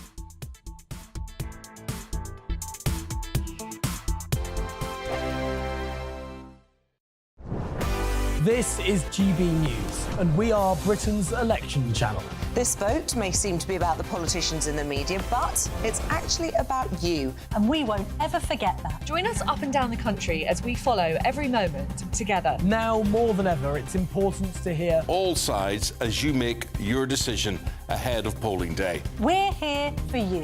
This is GB News. The People's Channel. Britain's election channel. Britain's newsroom. Weekday mornings from 9:30. I've got a grade 3 astrocytoma brain tumour. Once I was diagnosed, I tried to do my claim with my insurance company and was rejected. They then also cancelled my life insurance and also cancelled my wife's policies as well. And this is Zurich Insurance, This John. is Zurich, and their point was, because you'd had some dizzy spells, which you hadn't told them about, they say dizzy spells equates to a brain tumour, which there's no evidence to support that. I was with King's College Hospital. They ignored them. King's College Hospital were the experts. And you were expecting £25,000? Yeah, that was a critical illness claim. Critical illness, because you've got a critical illness. Clearly, it couldn't be more critical, could it? No. Michelle, you've got a lovely, poorly husband, and you're also worrying about paying the bills and what the future holds. Yeah. What impact is this having on you on a day-to-day basis? I try not to think too much about the future because it does upset me. I'm kind of thinking when John does go, I'm left with a mortgage to pay and 2 young children. How old are your kids? 5 and 3. Right. Yeah. So it's incredibly tough. And are you working? I haven't worked since having the children. Right. And that's a decision we made when we had children. In the grand scheme of things, this amount of money is a drop in the ocean for a company like Zurich. Yeah, because I think they could make all this go away. I've read some of the statement. Zurich's saying, we're sorry to hear of the very difficult circumstances Mr. Rendler's family are experiencing. You're terminally ill, and they're calling that difficult circumstances. The People's Channel. Join me, Neil Oliver, every Sunday night at 6 p.m. on GB News. And if an hour is not nearly enough for you, go to gbnews.com for special extended episodes online every Friday at 9 p.m, where we can truly get into the nitty-gritty of what's going on. GB News, Britain's news channel. I'm Arlene Foster on GB News, Britain's news channel.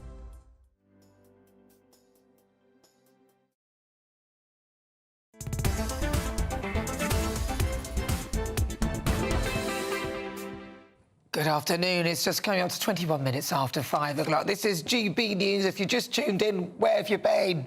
No, welcome. I'm Nana Akua. We are Britain's election channel, and we're live on TV, online and on digital radio. And it's time now for the Great British Debate this hour. And I'm asking, should people who can afford private healthcare stop using the NHS? This comes from as Labour warn that our National Health Service is leaving increasing numbers of patients being forced to choose between waiting longer in pain or paying to go private in what they brand as a Tory two-tier healthcare system with waiting lists reaching record levels. So for the Great British Debate this hour, I'm asking, should people who can afford private healthcare pay for it? I'm joined now by political commentator Peter Spence, NHS GP Dr David Lloyd and political commentator Stephen Carlton-Woods and NHS doctor Dr Basha Mukherjee. I hope I've said that right. All right, Peter Spencer, political commentator. Surely Keir Starmer said that he would absolutely use the NHS, but isn't he just clogging up the waiting lists?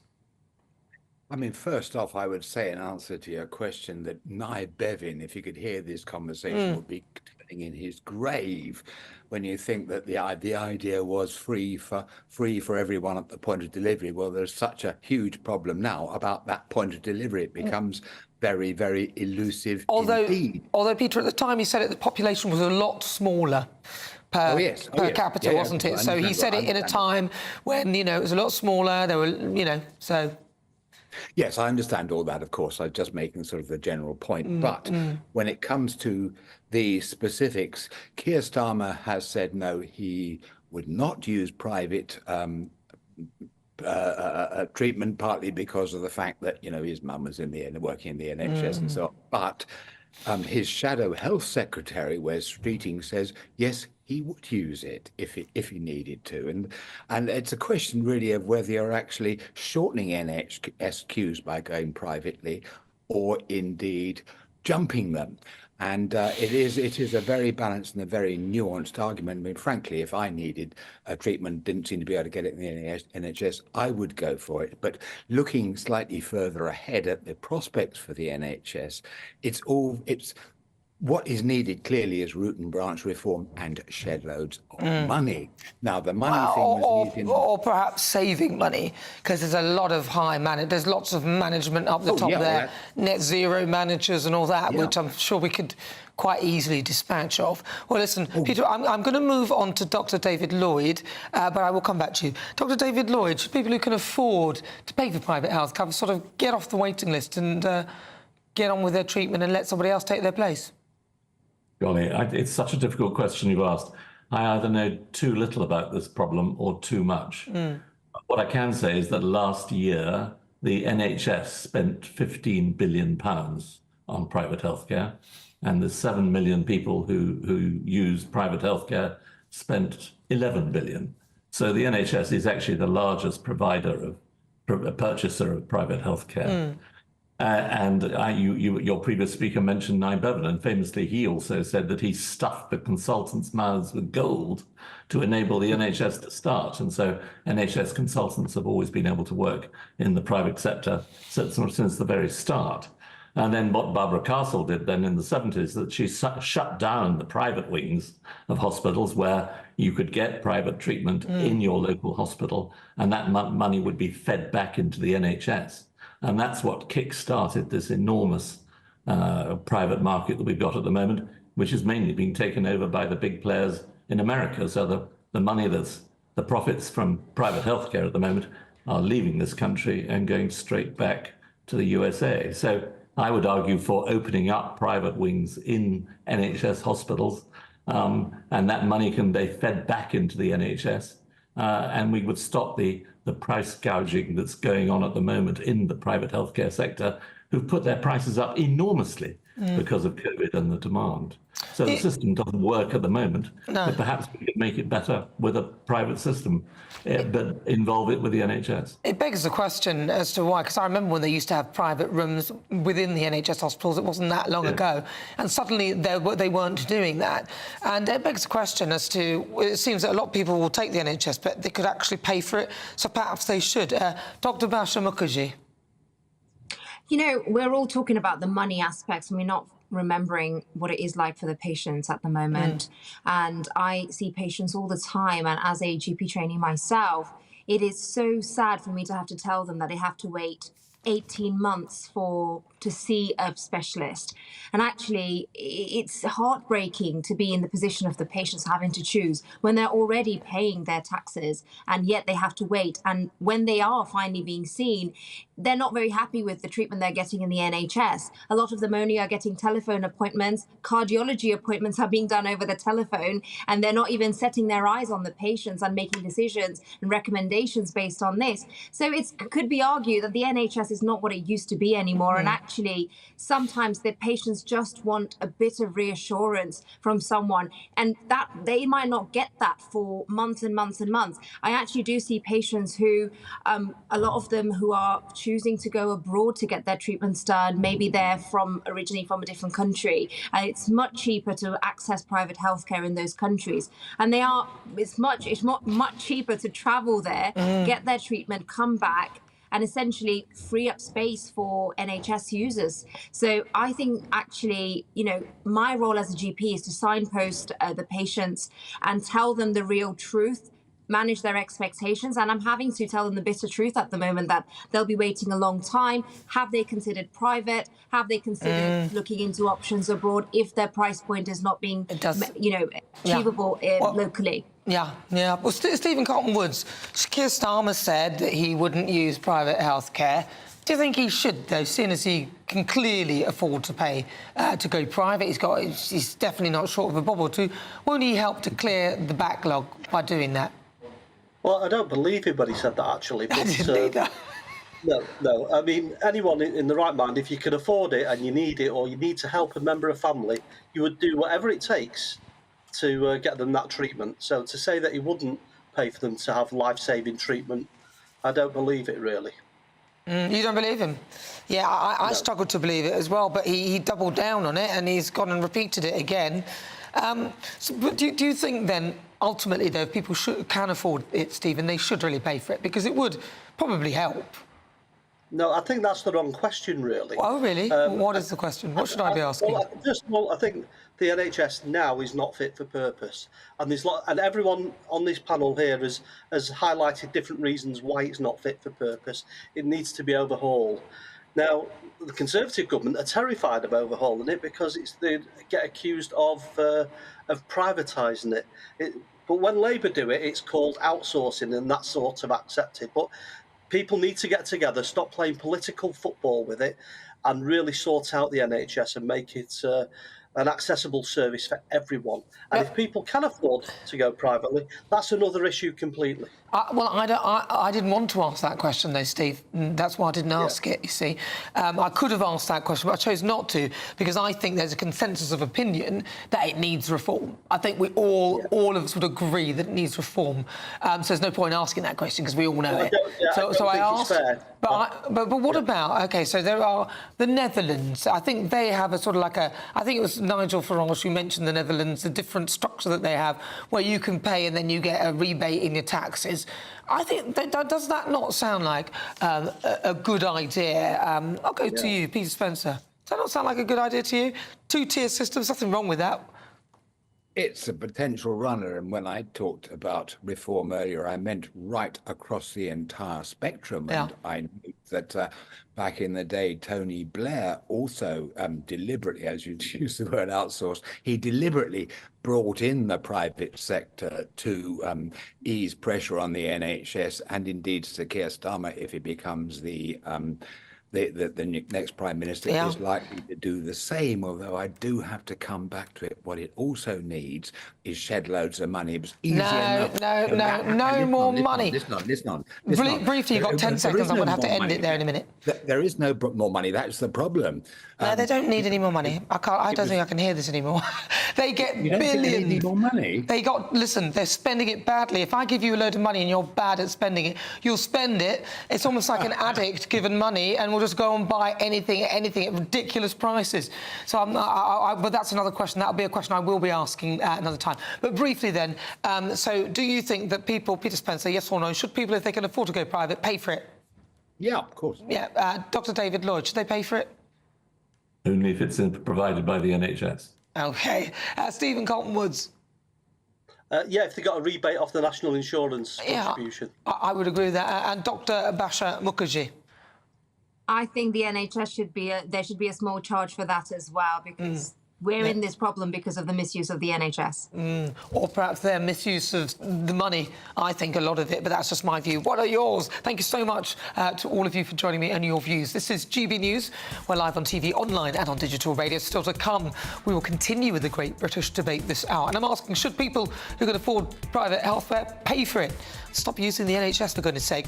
You'll hear the thoughts of my panel, Bill Rummel and Lizzie Cundy. But first, let's get your latest news with Ray Addison.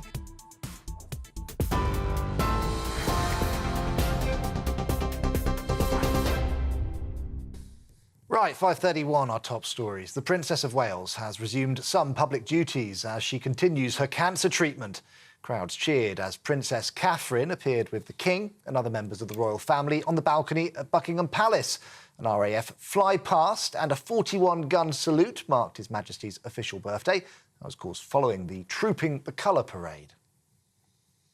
The Liberal Democrats leader has been tackling a racetrack and a trampoline on the election campaign trail today.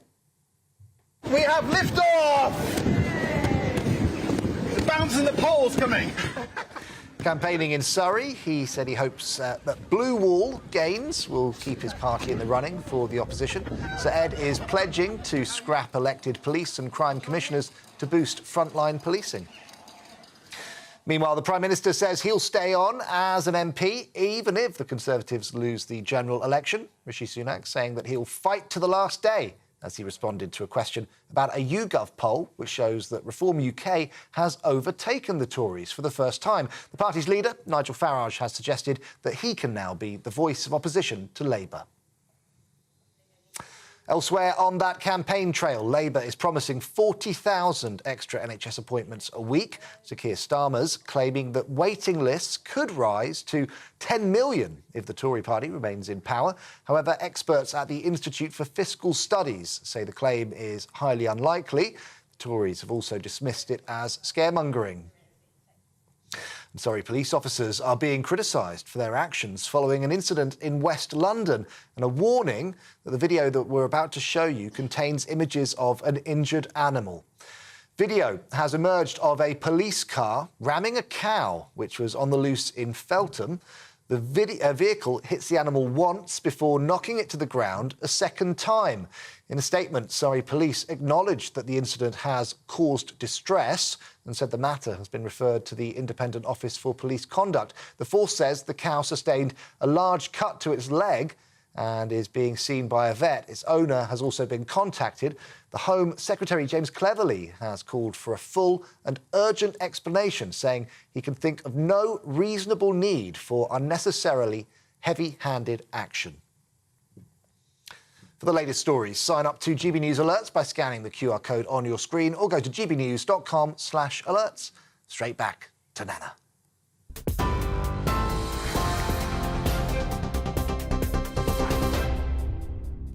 Thank you, Ray. I love that somebody just sent a message in. Bill Fry says, some sense on GB News. What's happened? I love it. Right, though, next up, we continue with the Great British Debate this hour, and I'm asking, should people who can afford private healthcare pay for it? Stop using the NHS. If you want your news to be straight talking... This is a nightmare for the Conservatives again. Down to earth. It's not just Nottingham where this is happening, is it? And most importantly, honest. Hard-working, middle-class taxpayers, they'll get their book thrown at them. They catch me, Martin Daubney, Monday to Friday, 3 till 6 p.m. on GB News, Britain's news channel.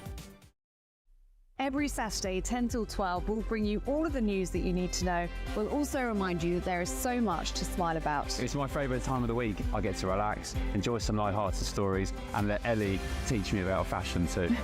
That's Saturday Morning Live, every Saturday, 10 till 12. Only on GB News, Britain's news channel.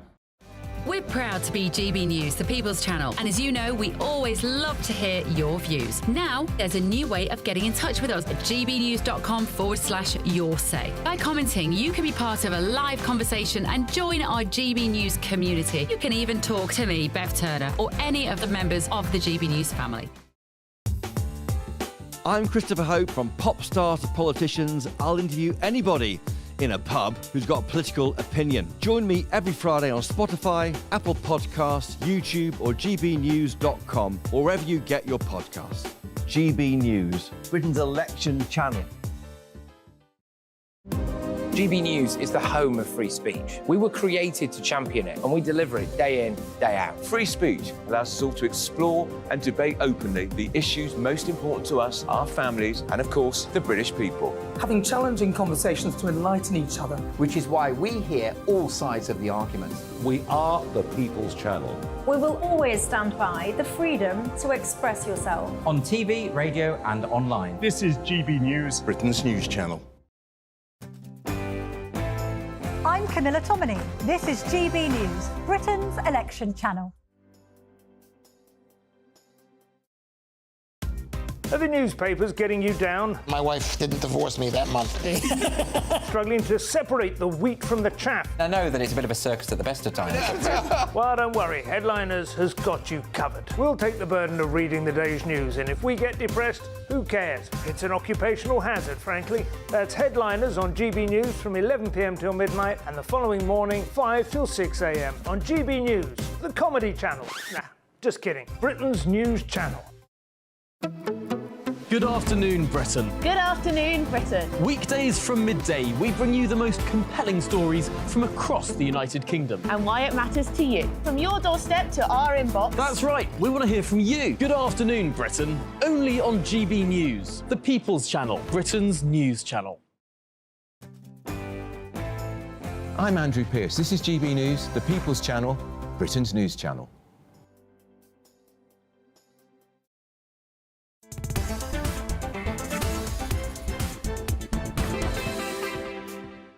Good afternoon. If you just tuned in, where have you been? It's 37 minutes after 5 o'clock. I'm Nana Akua. This is GB News. We are Britain's election channel. Don't forget as well, you can stream the show live on YouTube or download the GB News app. But it's time now for the Great British Debate. And I'm asking, should people who can afford private healthcare pay?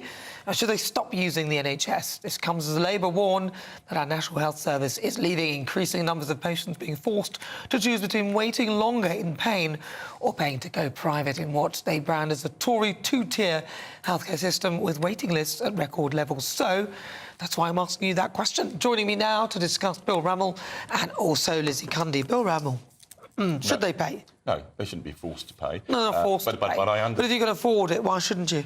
Well, because one of the founding principles of the NHS is everybody's got a stake in it, and I think that's an important virtue. But undoubtedly, you know, the NHS has been brought low by the Tory party.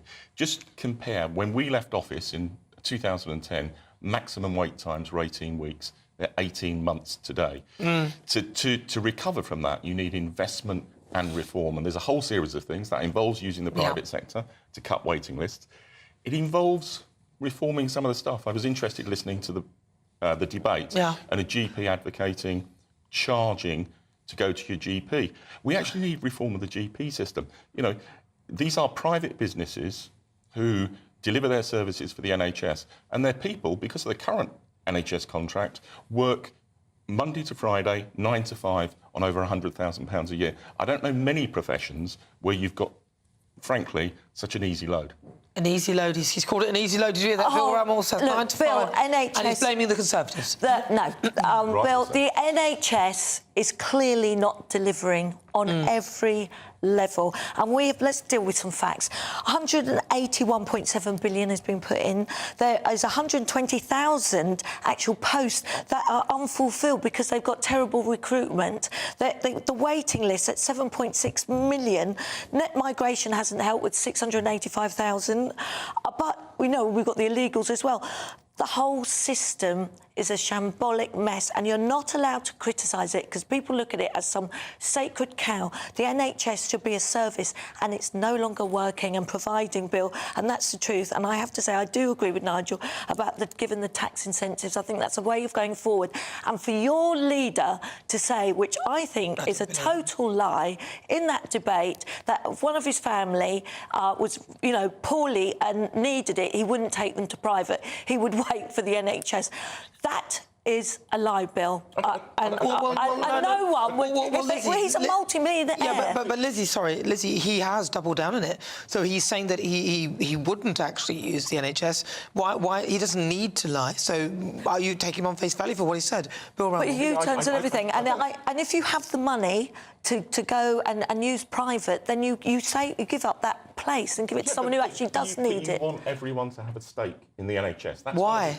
It's one of its virtues that we're all in it together. But I don't think here... But it's all... The money is... Let Bill finish, please. I disagree with him. You know, if I or a member of my family needed it, and I can afford to pay for it, which I can, then I would in certain circumstances. But Lizzie, you can make the NHS work.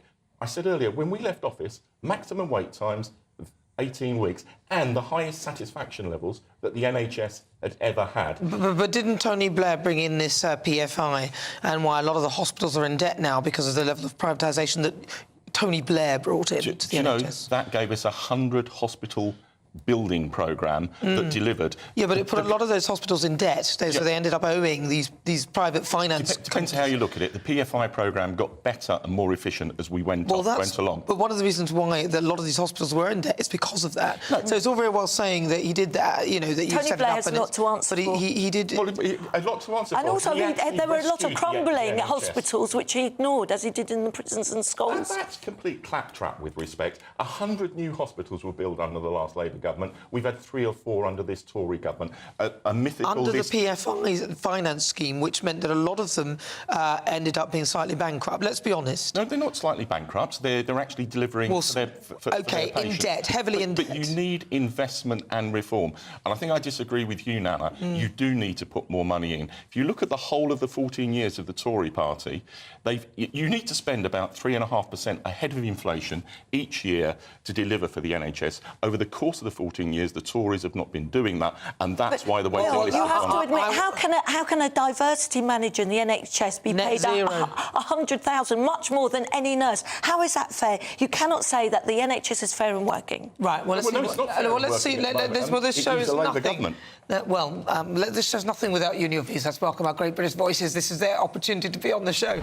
Tell us what they think about the topics we're discussing. Right, let's go to Miranda Richardson. Not the Miranda Richardson, but our Miranda Richardson. Miranda, what do you think? Is it time? You know, should people who can afford pay? And do you believe Sir Keir Starmer when he said he wouldn't if it was the only option or the last thing or whatever it was?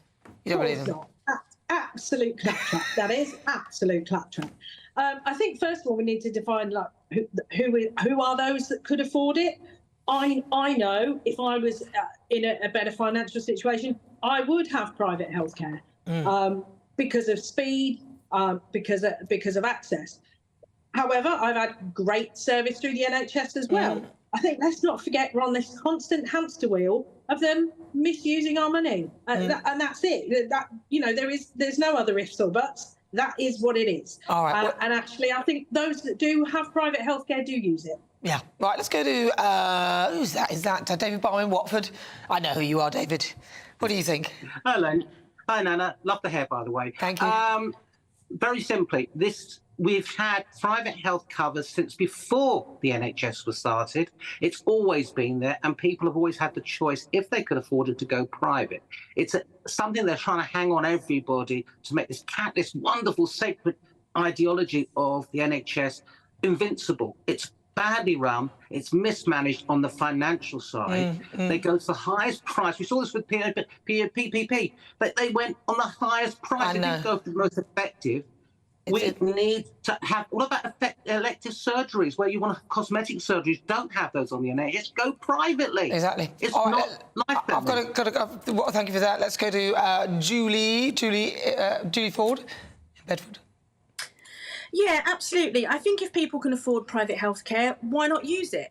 I'm sure that there are people out there that don't have that privilege, but at the end of the day, I think it just comes back to the same thing, isn't it? The NHS isn't using the money properly, it's not being managed correctly. But I think from a practical perspective, the private side is great for routine appointments and procedures. But in an emergency, when you need to dial 999, the NHS is always going to be there. Well, maybe that's the deal then. Maybe that's the deal. The people who should afford should pay, and obviously that everyone's entitled to. Brian Dugan, finally to you. 30 seconds, Brian. Hey, Nana. How's it going? Good. Yeah, what I think is... yeah, by and large, I do agree with you. But I think it should be more, rather than compelling those who can afford it, I think they should be invited to pay for that private service. At the end of the day, they are paying their taxes. They're entitled to what the NHS provides. But I think in terms of easing the burden, in terms of just those people who are queuing all the time, I think that those who can afford it should be invited to pay. And briefly, I'm running out of time, Brian. Do you believe Keir Starmer when he said that he wouldn't pay for it? Do you believe him? Yes or no? Yes or no? He's entitled to say that. He's entitled to say that. Yeah, no, yes or no. What is it, people? Yes or no? No, if it happened, I think he would. Yes or no? Oh, for goodness sake, right. Goodbye. Brian Dugan. No, thank you, I think that was a no. Julie Ford, David Barham, Miranda Richardson, thank you so much for your thoughts. Right, coming up, my quick quiz. I'll test my panel. Next, it's clickbait.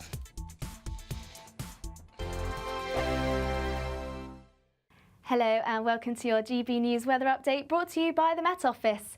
Well, it's been an unsettled weekend, plenty of rain and showers, even some thunder at times in the north. And it's all because of this area of low pressure, which we currently have swirling across the UK, which is sticking with us through Sunday and also Saturday.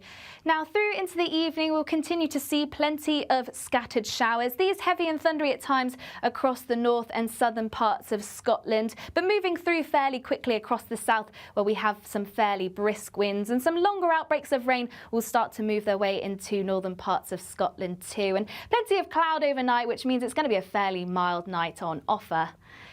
Now, through into the second part of the weekend, we will continue to see those unsettled conditions. Those outbreaks of rain will slowly sweep their way southwards across parts of Scotland, and these could be a little bit heavy at times, particularly as it pushes up over hills. And there is still a chance we could see some heavy showers move their way into Northern Ireland and northwestern parts of England too. Those brisk winds will generally ease away across southern parts of the UK, which means those showers are going to be fairly slow moving. But generally through the course of Sunday, we should see a few more of those sunnier spells in between those showers in the south, and it'll feel a little bit warmer here too. But across the northwest, those blustery winds will continue as that rain sweeps its way southwards, but it should generally break up into the afternoon, and we should see a few more of those sunnier spells, which means it's going to be a little bit warmer here on Sunday. Highs of 21, perhaps even 22 in those prolonged periods across the southeast. Now through into the afternoon then, still plenty of showers across the north as well. These merging at times to bring those longer spells of rain. Still a little bit heavy too, but it is generally going to be turning drier across the south. Now for the outlook, it is still a little bit unsettled, some rain and showers at times, but from Wednesday onwards, things generally a little bit drier, but temperatures remaining around average. This is GB News, and we are Britain's election channel. This vote may seem to be about the politicians and the media, but it's actually about you. We won't forget that. Join us up and down the country as we follow every moment together. More than ever, it's important to hear all sides as you make your decision in the run-up to polling day. This is GB News, the People's Channel. Britain's election channel.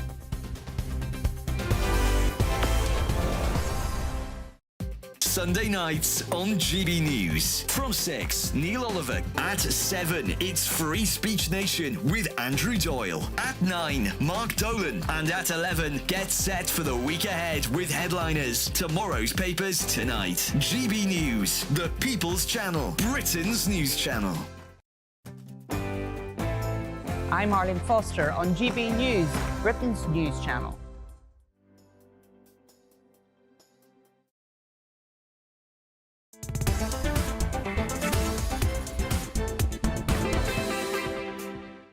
Right, now it's time for clickbait, and Harvey Price has been given some bad news by his mum, Katie. Have a listen.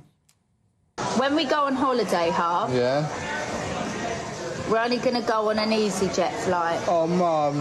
What's wrong with that? No! Well, what do you want to go on then? I like the bloody first class, everyone. But you can't get first class. Oh, Mum. What? I need that. What do you need? Look, tell me. What do you First class, Mum. Why? Because I like the flatbeds and aeroplanes. I think you're very high demanding, Price. Oh, shut up. I love it. That clip caught my eye. I had to play it. I know how Harvey's absolutely love that. Don't you think that's lovely? Love that. I have to say, Harvey's so adorable, and I agree with everything he says. I love that. I love that. Right, I thought I'd play that, but right now, though, let's do it. It's time for my quick-fire quiz, the part of the show where I test my panel on some of the other stories hitting the headlines right now. Joining me, broadcaster and columnist Lizzie Cundy. Your buzzer, please, Lizzie. And also former Labour MP Bill Rammell. Your buzzer, please. Please play along at home. All right, question 1. What was the score between Germany and Scotland? I haven't finished. I can't disqualify you both, but let that be a lesson. Germany and Scotland last night. Bill Rammell. 5-1. Lizzie It Cundy. was 5-1. It was 5-1. It was 5-1. Look, He knows his football, Bill. What team do you support? Spurs. Oh, no. Well, no, he doesn't know his football. Right, question 2. Right, who will England be playing at the Euros tomorrow evening? Lizzie Cundy. Serbia. Serbia. Serbia. Let's see, the answer is... Yes, it is Serbia. Very good. It's 1-1. Well, this is a football quiz. They love it, don't they? Question 3. Which world-renowned pop star began their UK leg of their tour? No. We're both disqualified. Stop it. This week, was it A, Billie Eilish, B, Taylor Swift, or C, Beyoncé? Bill Rammell, it's the big arm action, darling. It takes you too long to get to the buzzer. Taylor Swift. Lizzie Cundy. Taylor Swift. You should know if you go like that to press the buzzer. I like to be dramatic in everything He just does this little touch, but she goes... It was Taylor Swift, but I don't think I've ever heard one of her songs. But there you go. You're not I'll missing sing it much. for you Don't worry about break. it. You're not missing much. Right, well, that's 2-1 to you, Belle. Question 4. What did scientists discover on top of a Mars volcano this week? Was it A, trees, B, metal, or C, frost? Lizzie Cundy. I'm going for C. C, frost, Bill Rammell. I'm going for C as well. Don't take the same one, just in case she's wrong. She's guessing. All right, well, I think it was frost. I had to take your first answer.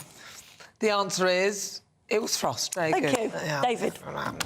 Right, question 5, but just say something different, you know, just spread the odds a bit. Right, question 5. And finally, which television channel celebrated its 3rd birthday this week? Bill Rammell. GB News. Lizzie Cundy. I was going to say GB News. You didn't know, did you? It's GB News! Happy birthday to us! Happy birthday to us! Happy birthday to GB News! Happy birthday to us! Yes, They said we give you 6 months, 3 years later, and on many occasions beating Sky News. So there you have it. We are still here. Right, on today's show, I've been asking, are Reform UK the new opposition party? Well, according to our Twitter poll, 84% of you. There you go. Yes, do you say yes, whilst 15%, that doesn't add up to 100, so we should look at that. 16% of you say no. I also had another question, didn't I? They're a force to be reckoned with, They Bill. are indeed. Well, I tell you what, and I so. said it to you in the commercial break, if the Tory party embrace reform, they will be out of power for a generation. Do you think? You can't win without being in the centre ground, and reform are on the margins, and I think the Tory party will rue it if they allow Farage into their party. You think? I don't think they're totally different parties. They have totally different views. There is nothing. There's a happen. cigarette paper between Labour and the Tories, I'm afraid. And Reform are a force to be reckoned with, Bill. Just you wait till the 5th of July. I'll give you a call. I'll give you a bet. They'll not get more than one seat. Never bet more than you could afford to lose. Exactly. Just so I think I can afford it. You can afford it. We'll see, Bill. Right. Well, listen, I've got to say a huge thank you to my panel. Joining me, of course, broadcaster and columnist Lizzie Cundy. Thank you. She's over there, Lizzie Cundy. And also former Labour MP Bill Rammell. Thank you. Thank you very much to you, Bill. And a huge thank you to you at home for your company. Coming up next, it is the Saturday 5. My clashers tomorrow, Jonathan Liss, Emma Wolfe, and also Charlotte Griffins and Danny Kelly. Saturday 5 is next. Enjoy. So we want... Looks like things are heating up. Boxed boilers, sponsors of weather on GB News. Hello and welcome to your GB News weather update brought to you by the Met Office. Well, it's been an unsettled weekend, plenty of rain and showers, even some thunder at times in the north. And it's all because of this area of low pressure, which we currently have swirling across the UK, which is sticking with us through Sunday and also Saturday. Now, through into the evening, we'll continue to see plenty of scattered showers. These heavy and thundery at times across the north and southern parts of Scotland, but moving through fairly quickly across the south, where we have some fairly brisk winds, and some longer outbreaks of rain will start to move their way into northern parts of Scotland too. And plenty of cloud overnight, which means it's going to be a fairly mild night on offer. Now, through into the second part of the weekend, we will continue to see those unsettled conditions. Those outbreaks of rain will slowly sweep their way southwards across parts of Scotland, and these could be a little bit heavy at times.